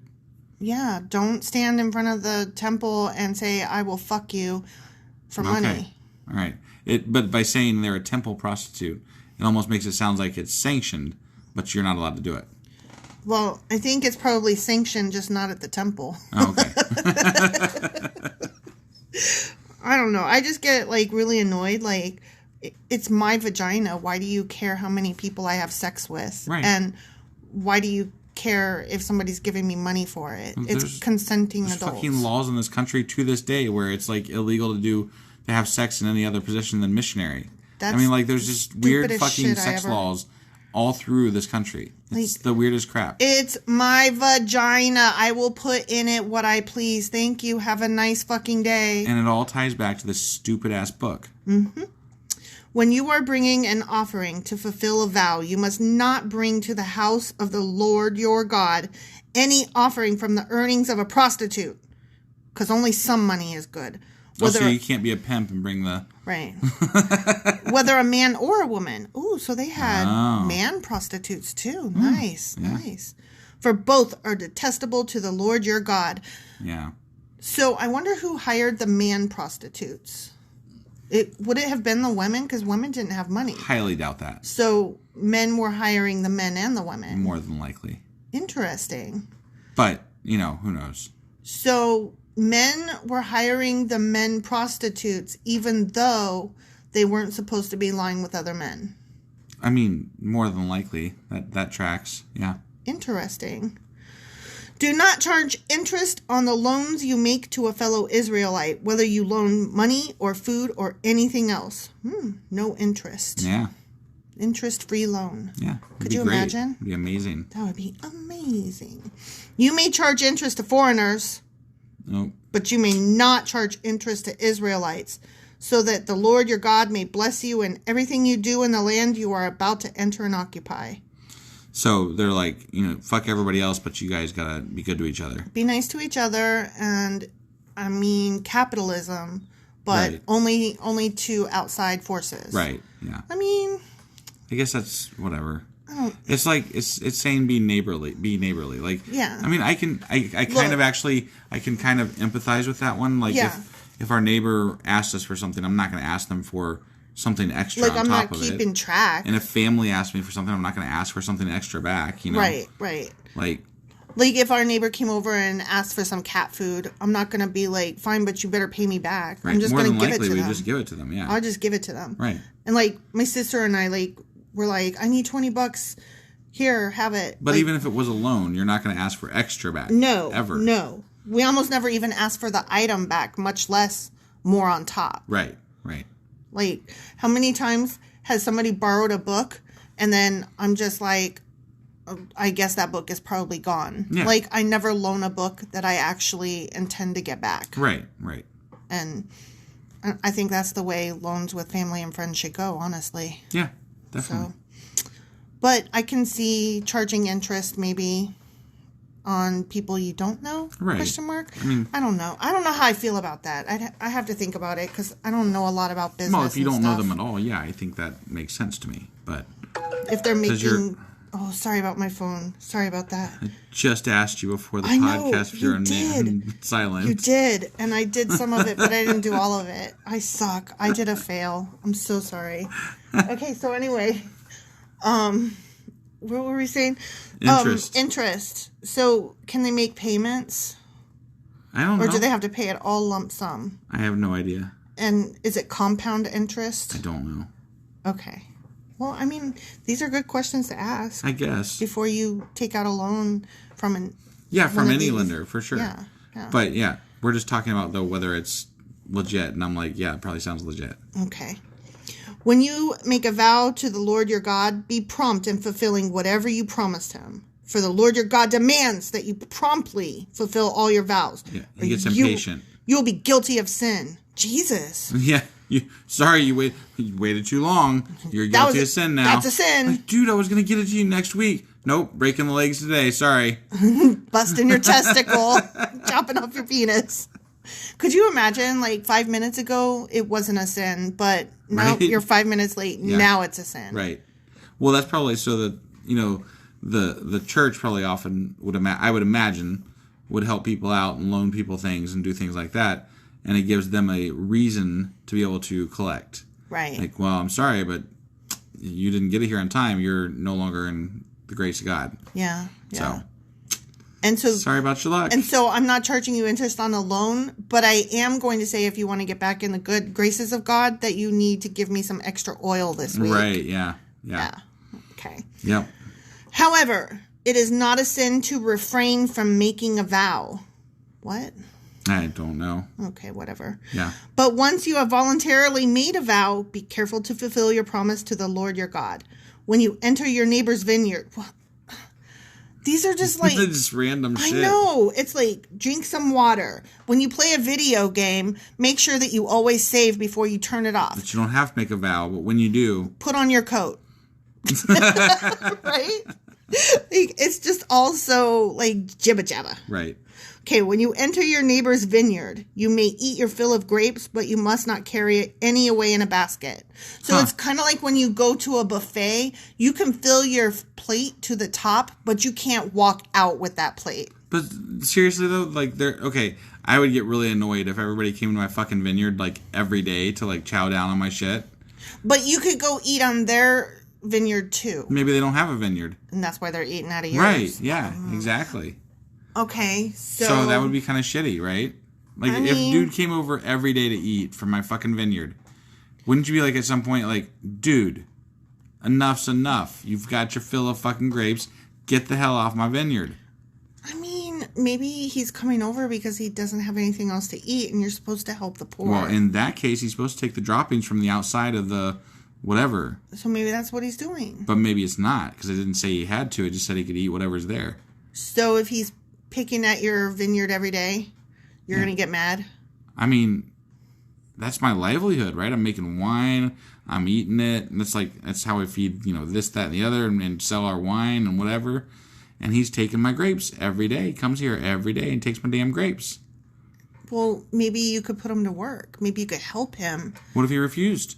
He doesn't have to do anything in exchange. He's just allowed to walk into my goddamn field and eat the grapes. I would tell the church. I would be like, I've been feeding this man of my own willingness in my heart in accordance with the law, blah, blah, blah. Like, paint yourself all altruistic. And, he has been welcome for the last 6 years. Right. But now we're coming up on year 7. And, every 3 months, every season, I offer to put him to work so that he is not in need. Right. Blah, blah, blah. And he refuses.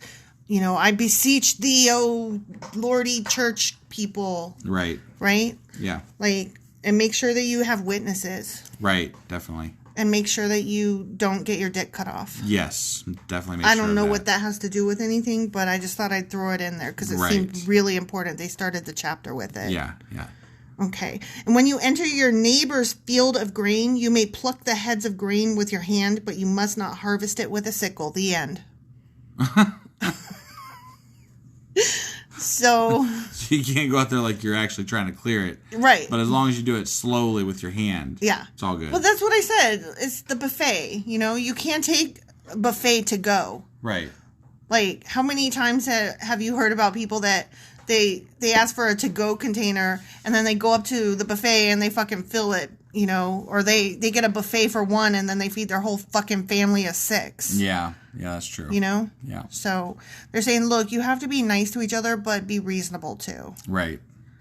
Like, we're all here for the same reason. We all just want to eat and get by. Yeah.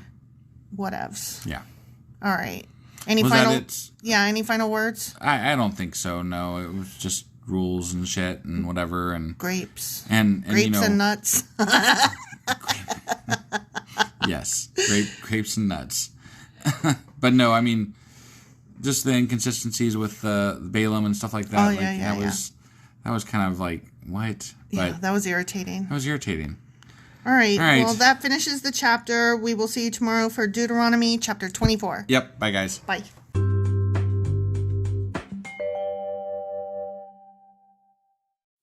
Husband. Wife. Do you remember what happened yesterday? I remember that I was really tired, and other than that, because I just got back from Philly, and other than that, no. I remember nothing. I wanted to go to bed so goddamn bad. Well, I have a really fun way to refresh your memory. Do you now? Yeah. Okay. So, what song did we just listen to? Tell the audience. My Ding-a-Ling by Chuck Berry. Yep. And why did we listen to that? Because you had shared a post with me that you saw on Twitter where people were giving the wrong answer to songs that describe Rudy Giuliani. Yes. Rudy Giuliani, who apparently was supposed to have been on The Masked Singer. Oh, yeah. Songs that he was going to sing. Yeah. Yeah. Wrong answers only. Wrong answers only, yeah. And my Ding-a-Ling was my favorite answer that somebody gave. Yeah. And okay. So we had to listen to it. Yeah. And so does that help you remember what happened yesterday? Oh, yeah, a little bit, actually.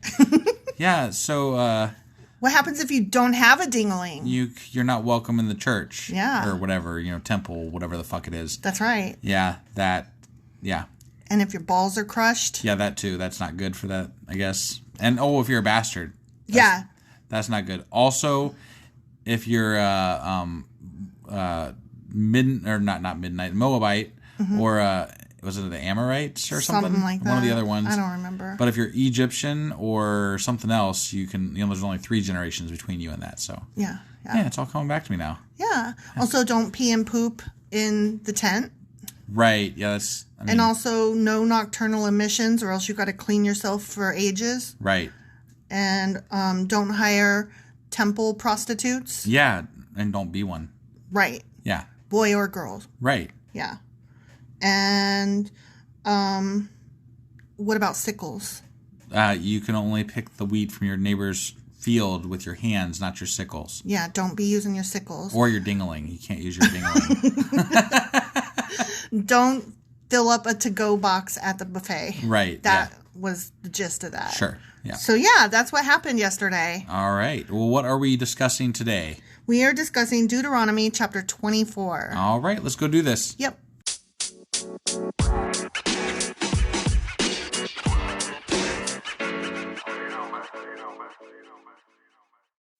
Okay, Deuteronomy Chapter 24. Are you ready to do this? I am ready. Okay.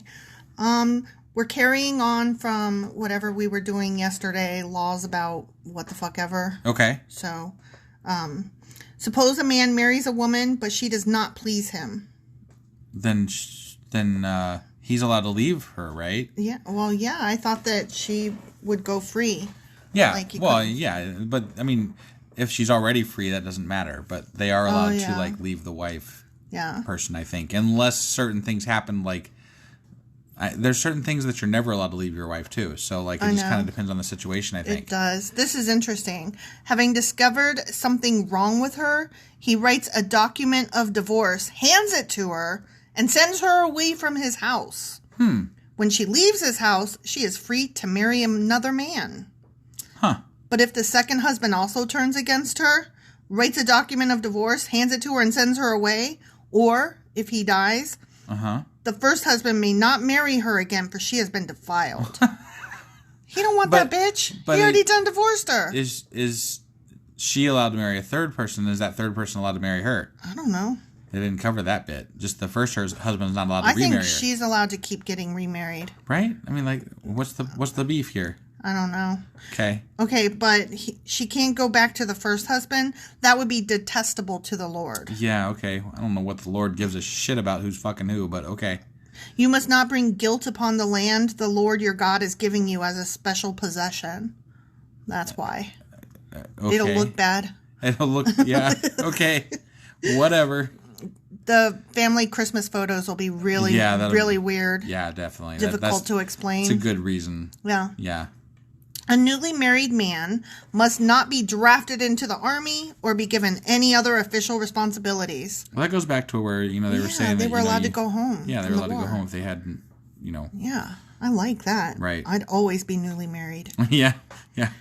He must be free to spend 1 year at home, bringing happiness to the wife he has married. Damn. Could you imagine if we had a year of newlywed leave? That's crazy. Right?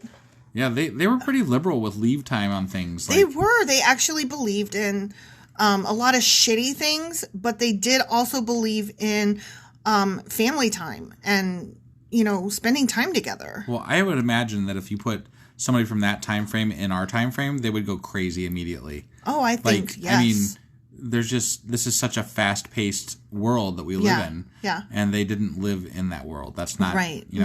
No, I agree. And I wish we had some of that back, actually. That is that is one thing that I guess the Bible got right. That's slower I don't think it was the Bible, though. I think it was the people of that time. Yeah, and it was less technology and less distractions. Yeah. In general. Yeah, and corporate America didn't make you drive to fucking work in the snow. Yes, that did happen today. Yeah, that did happen today. And the roads were fucking icy. And you had no business being on the road, risking your life for a company to meet their bottom line, which, I'm sorry, how many things did you sell today? I don't completely disagree with you. Oh, but answer the question. Wasn't it zero? For myself, I did put out some stuff for somebody else that was, that did make money today. So, the company made some money today. In fact, our store was the best one. Was it worth your life? No, definitely not. Well, they thought so. That's why I didn't die. But they thought so. They thought it was worth your life. They thought that one thing that you sold for somebody else was worth your life. And that is bullshit. I don't completely disagree. You should not disagree at all. Anyways, it is wrong to take a set of millstones, or even just the upper millstone as security for a loan, for the owner uses it to make a living. What? What? I mean, the millstones are like, I think for grist mills, maybe? But I'm not really sure. But it's the same paragraph, so I thought we were talking about newlyweds. Right. So I was like, wait, what? Well, I mean, the Bible has never been very cohesive as far as... Well edited. Yeah. No, it's just like, put this here and that there. Right. Cut, paste. Okay, slap here. Right?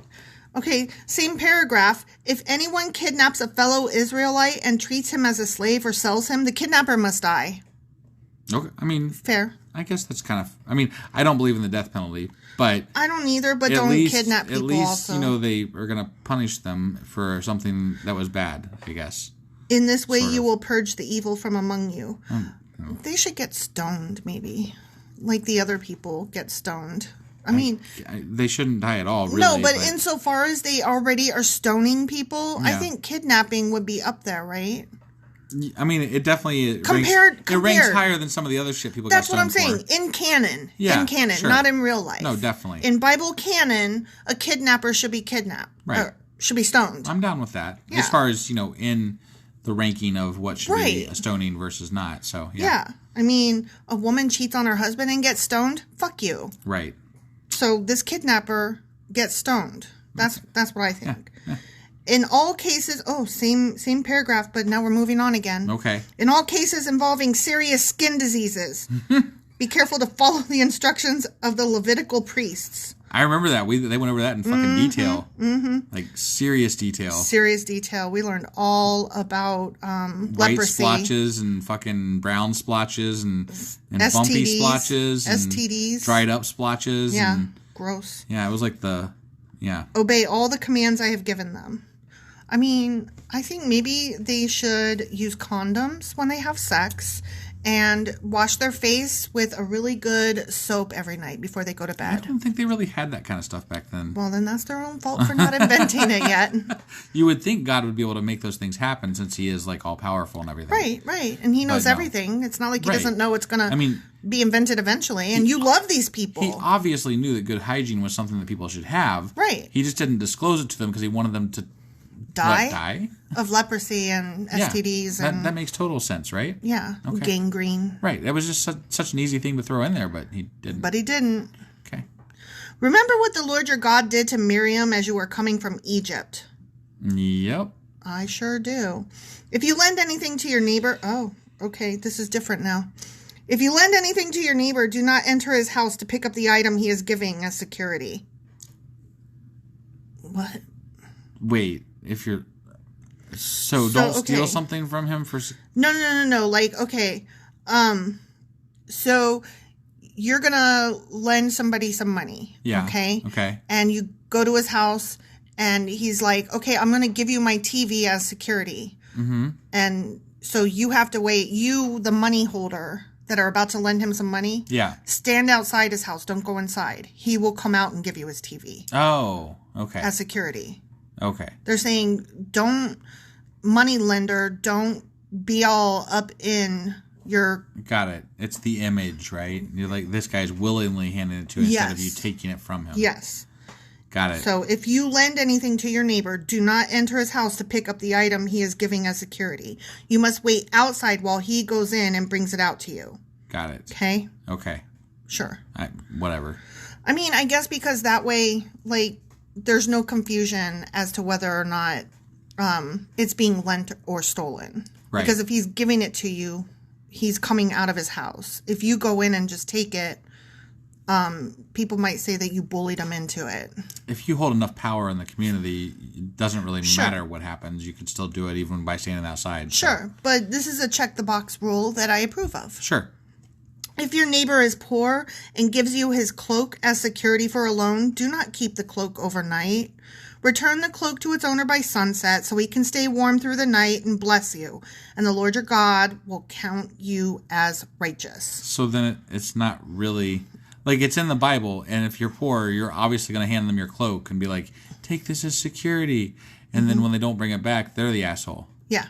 Like, so you gave them nothing to secure your loan. Right. Essentially. Right. But it's dumb. You get to tell everybody that they're a piece of shit. I guess. And they'll probably get stoned. Except for they're rich, so they probably won't. Well, okay. So... think about this, like a poor person, like, okay, let's say you're rich, right? So the poor person is coming to you to borrow money, right? Yeah. And the poor person is like, can I please borrow money? And you're like, sure, but I need something for security. And he says, all I have is a cloak. So he gives you his cloak. And he's like, this is all I have. And you're like, that's cool, I'll take it. Here's your money. Yeah. Okay? So later on, then it's getting on towards evening, and you're like, fuck. The Bible says I have to give this thing back to him. So you, the rich man, the lender, go give the cloak back, right? Mm-hmm. And so the poor guy has your money that he borrowed and the cloak, and he might get away. But he's poor, so he'll probably get stoned at some point. You're not... You are out the money and, a poor man's cloak. Right. But you're rich, so who cares? I mean, you're right, essentially. But at the same time... Why write into the Bible? Why write into the Bible that if somebody borrows money off of you and then they give you this as security, that you have to give it back? Why write that in there? I think it's supposed to encourage the gentleman's handshake. Okay. Like, you can't leave your fellow Israelite frozen. You can't leave your neighbor... out in the cold. And as far as an empathetic person that I am, I agree with that. Right. But that should be something that somebody who is empathetic would do without it being written in a fucking Bible. Oh, yeah, definitely. But that's the point of this whole thing is don't take advantage.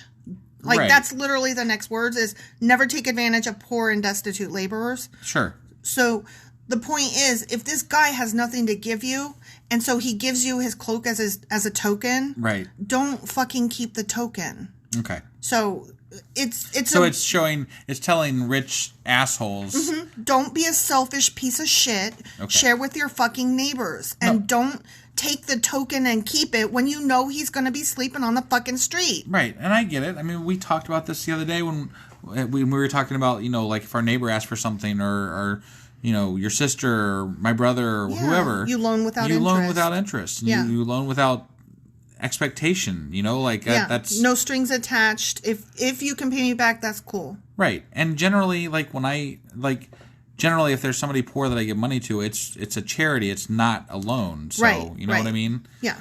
And so that's the way everybody should be, and I think that's what this portion of the Bible is saying. Everybody's supposed to be this way. Right, but they phrase it as loan, and it bothers me a little bit because it leaves open to interpretation things that are...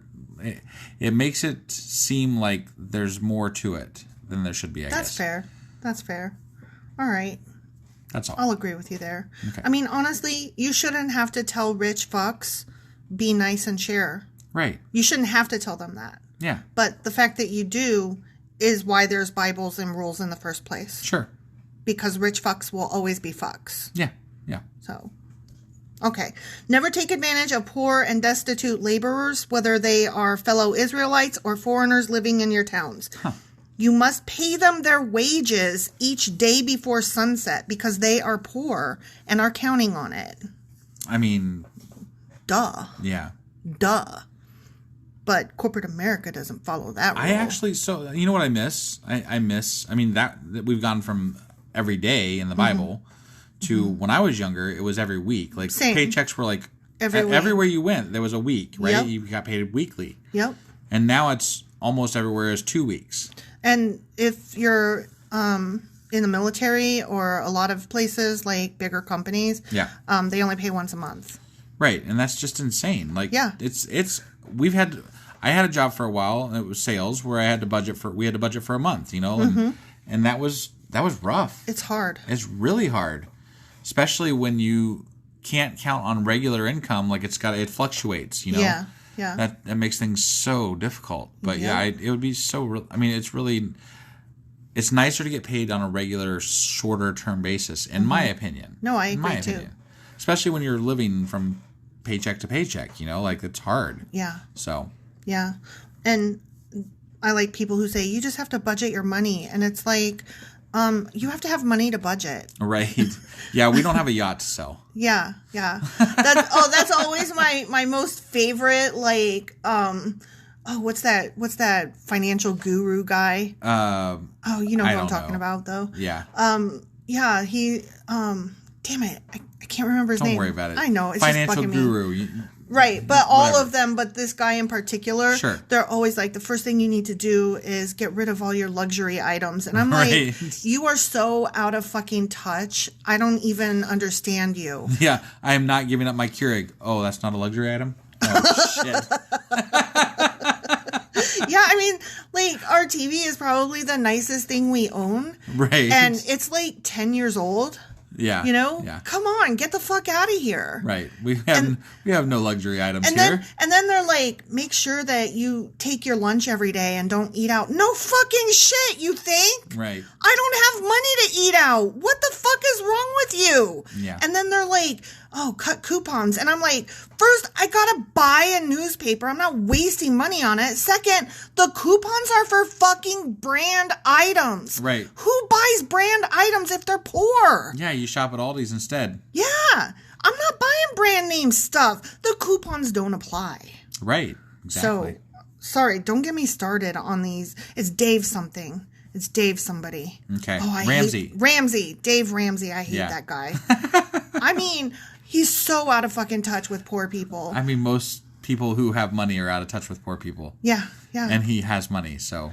He's like, pay $25 for this book, and if you spend an extra $10, you can get this whole kit that'll tell you how to save money. Right. Like, how about save money by not buying it? Book. Yeah.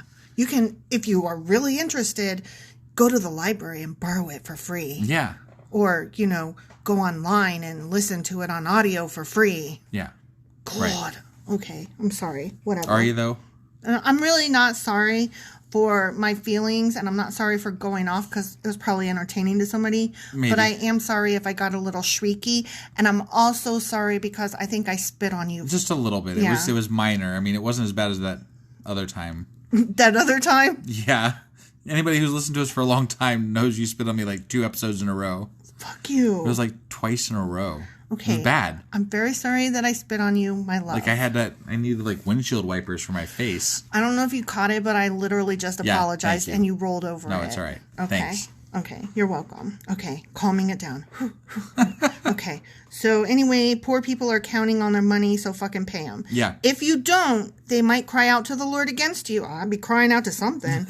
And it would be counted against you as sin. Somebody's keeping score. Counted against you? Is this like your permanent record at that school? Mm-hmm. Like you got a mark against you here. I'm sorry. You got to stay in at recess. Somebody got Katie Porter's whiteboard and they are keeping score. Right? Yeah. Parents must not be put to death for the sins of their children.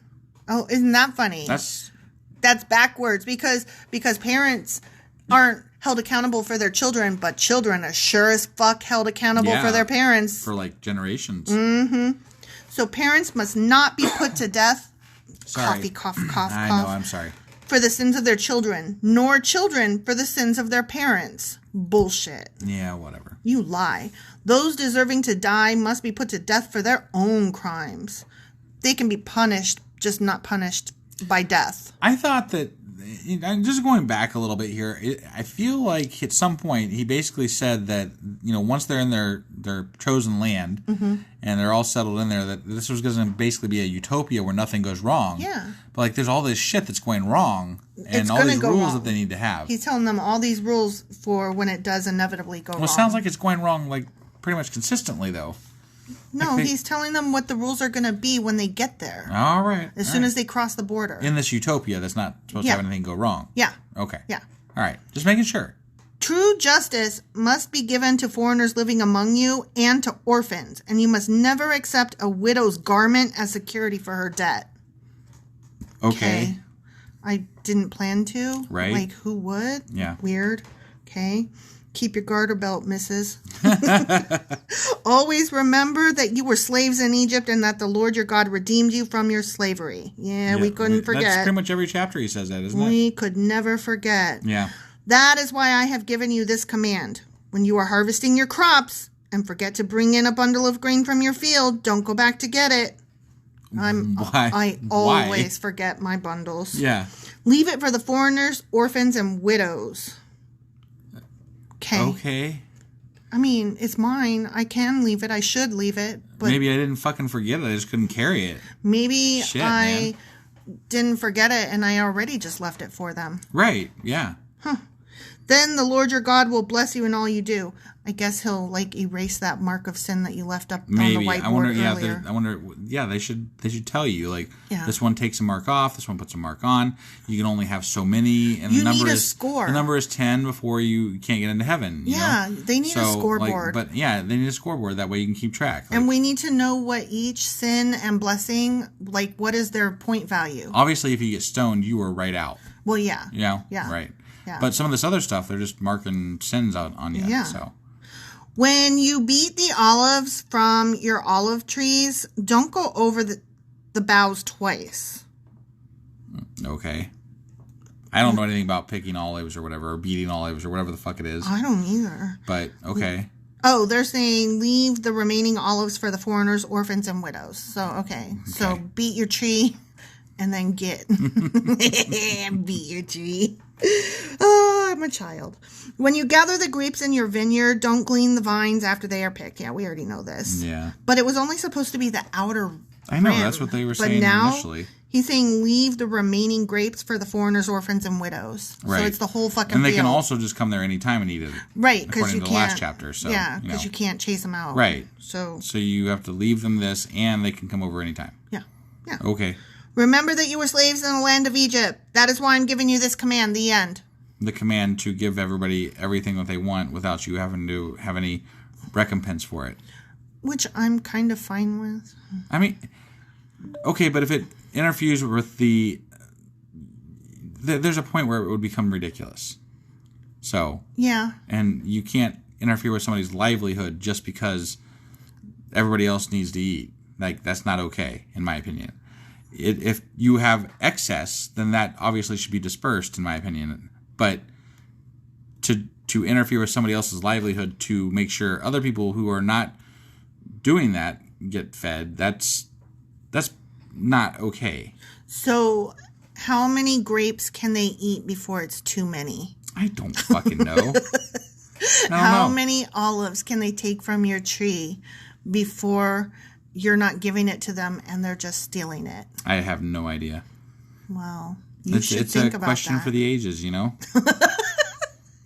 A question for the ages? I don't know about how many licks does it take to get to the center of a Tootsie Roll Pop? There it is. Boom. Yeah, see? We're leaving on that note. Yeah, all right.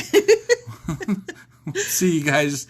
Wait, today's Friday. Tomorrow. So tomorrow we're going to do a Q&A where we might cover how many licks it takes to get to the center of a Tootsie Roll Pop. Because I don't have any other questions. I mean, I don't know what we're going to cover. Shit. This was all pretty straightforward. Don't be stupid or you'll get stoned, and keep your wiener attached. Maybe we'll just sing some songs tomorrow. Oh my God. No, that is not happening. Okay. Well, we'll come up with something. Of course I'm sure. We will. All right. We'll see you guys tomorrow for our Q&A. Bye.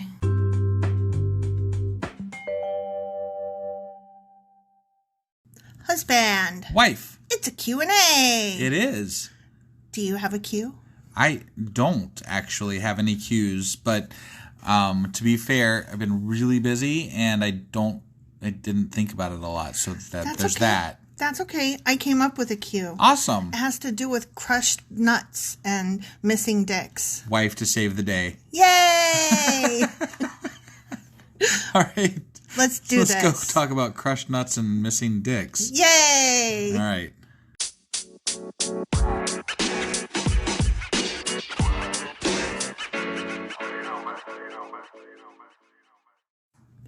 Okay, so in one of the chapters that we read this week, I can't remember if it was 20, 21, 22, or 23. Sure. But it was one of those. Yeah. And they talked about how if one of your balls is crushed or if you have a missing penis, then you can't go in the church. And we were all sad for them because that's not fair, right? I wasn't really that sad. I was like, well, they get to skip church. That's awesome. But I mean, if they wanted to go, they weren't allowed. Right. And that's why we were sorry for them. Sure. Okay. Because that's not cool, right? Not cool, yeah. I mean, it's not your fault if your dick got cut off or, you're born with your nuts having not dropped or what the fuck ever. Right. It's not fair. So I read into that a little bit, and I found out that very likely the translation that we read wasn't all that great. Oh. And that they were allowed probably into church stuff so they could still worship God and all that godly stuff. Okay. They just weren't allowed in leadership or political or military positions. Oh, well, that's completely different than what it said. Right. So that's a big mistranslation in my opinion. Well, I mean, yes and no. I mean, we don't know what they meant by that life. That's true. So, but that would still beg the question, but why though? Right. Why? Right. Because what the fuck does that matter? Right. So, what it has to do with, and I know you won't find this surprising, is that God's covenant was very connected, apparently, to quote unquote seed, semen, life. Got it. And he's all about the sex. Yeah, these people were not able to be fruitful and multiply. Yeah, they couldn't give babies. Right. And so, fuck them. And they don't because you can't. Nice.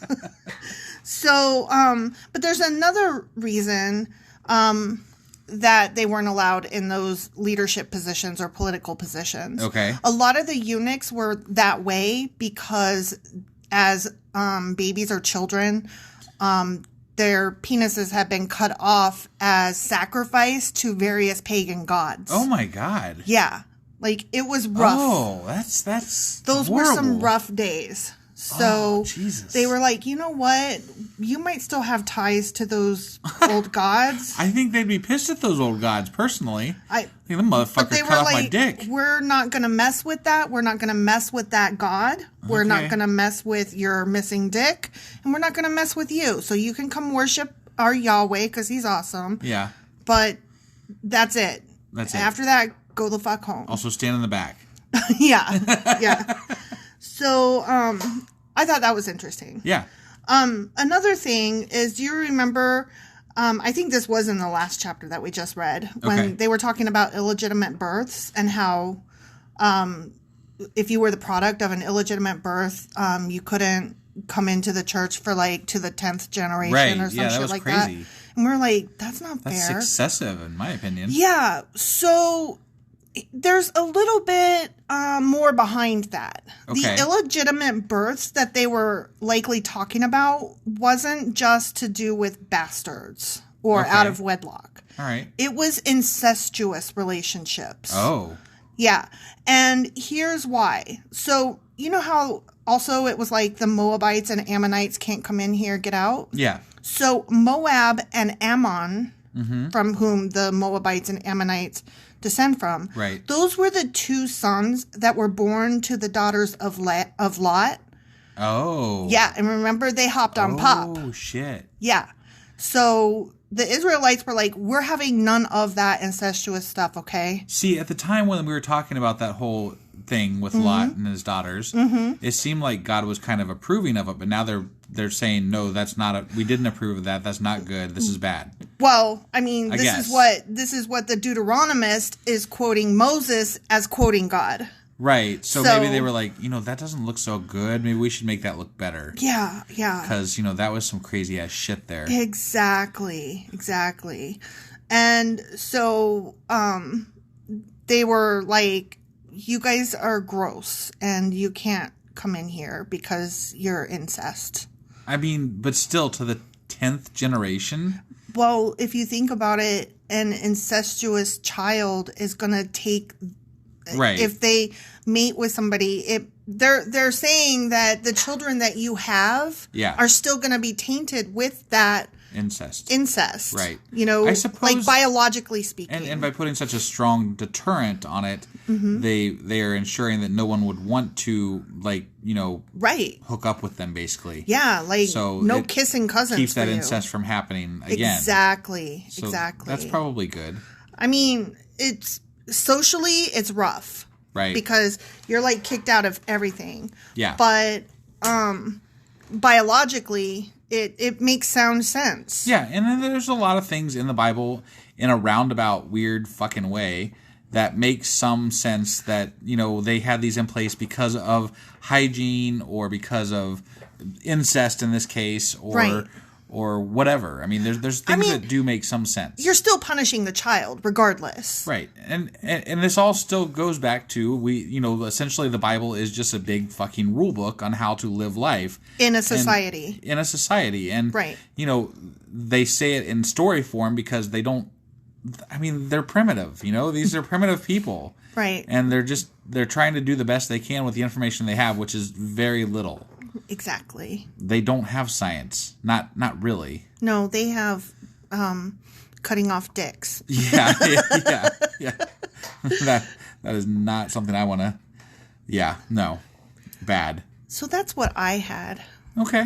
That's what I brought to the table today for our Q&A. Yeah, I felt like we were kind of running short of questions this week, and I was very curious. And this is still going to be a pretty short episode, but that was good information. Yeah, informative and interesting. Definitely appreciate that.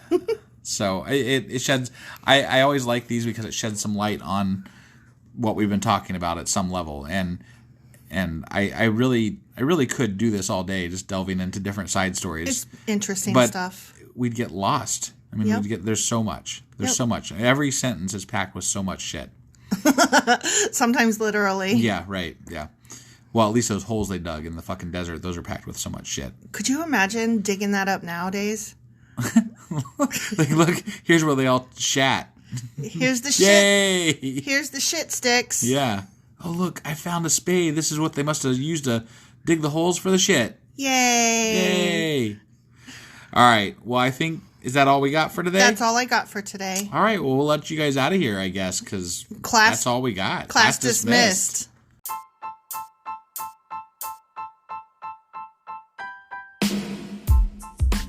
Hey, wife. Yes, husband.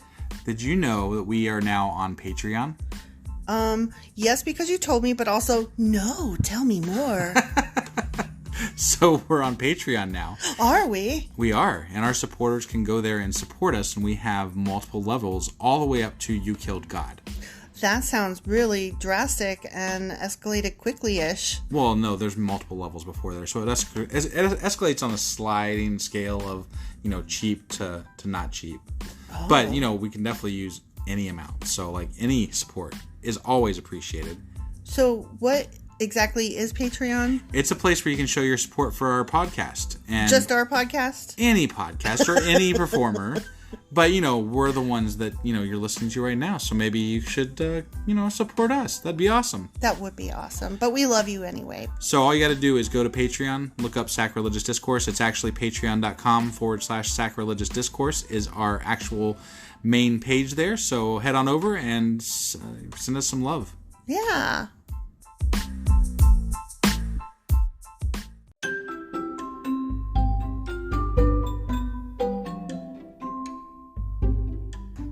Husband, it's the end. It is indeed, wife. Tell the people where they can contact us. Well, they can get a hold of us via our email, which is sacrilegiousdiscourse@gmail.com. We have Twitter at sacrilegious_D. For D's nuts. Oh, why do you know? Why do you keep doing that? Ugh. All right, we have a Facebook page, an Instagram page, and a Pinterest page. But if you really want to get our attention, Twitter's where it's at. Twitter is where you're at. Yeah. And they should also review, like, and subscribe, yeah? Definitely. Apple Podcasts reviews help us out tremendously. And we also can use your support on Patreon, which is a great place to support us as well. That would be at patreon.com/Sacrilegious Discourse. Don't forget to say thanks. Thanks. Okay, bye. Bye.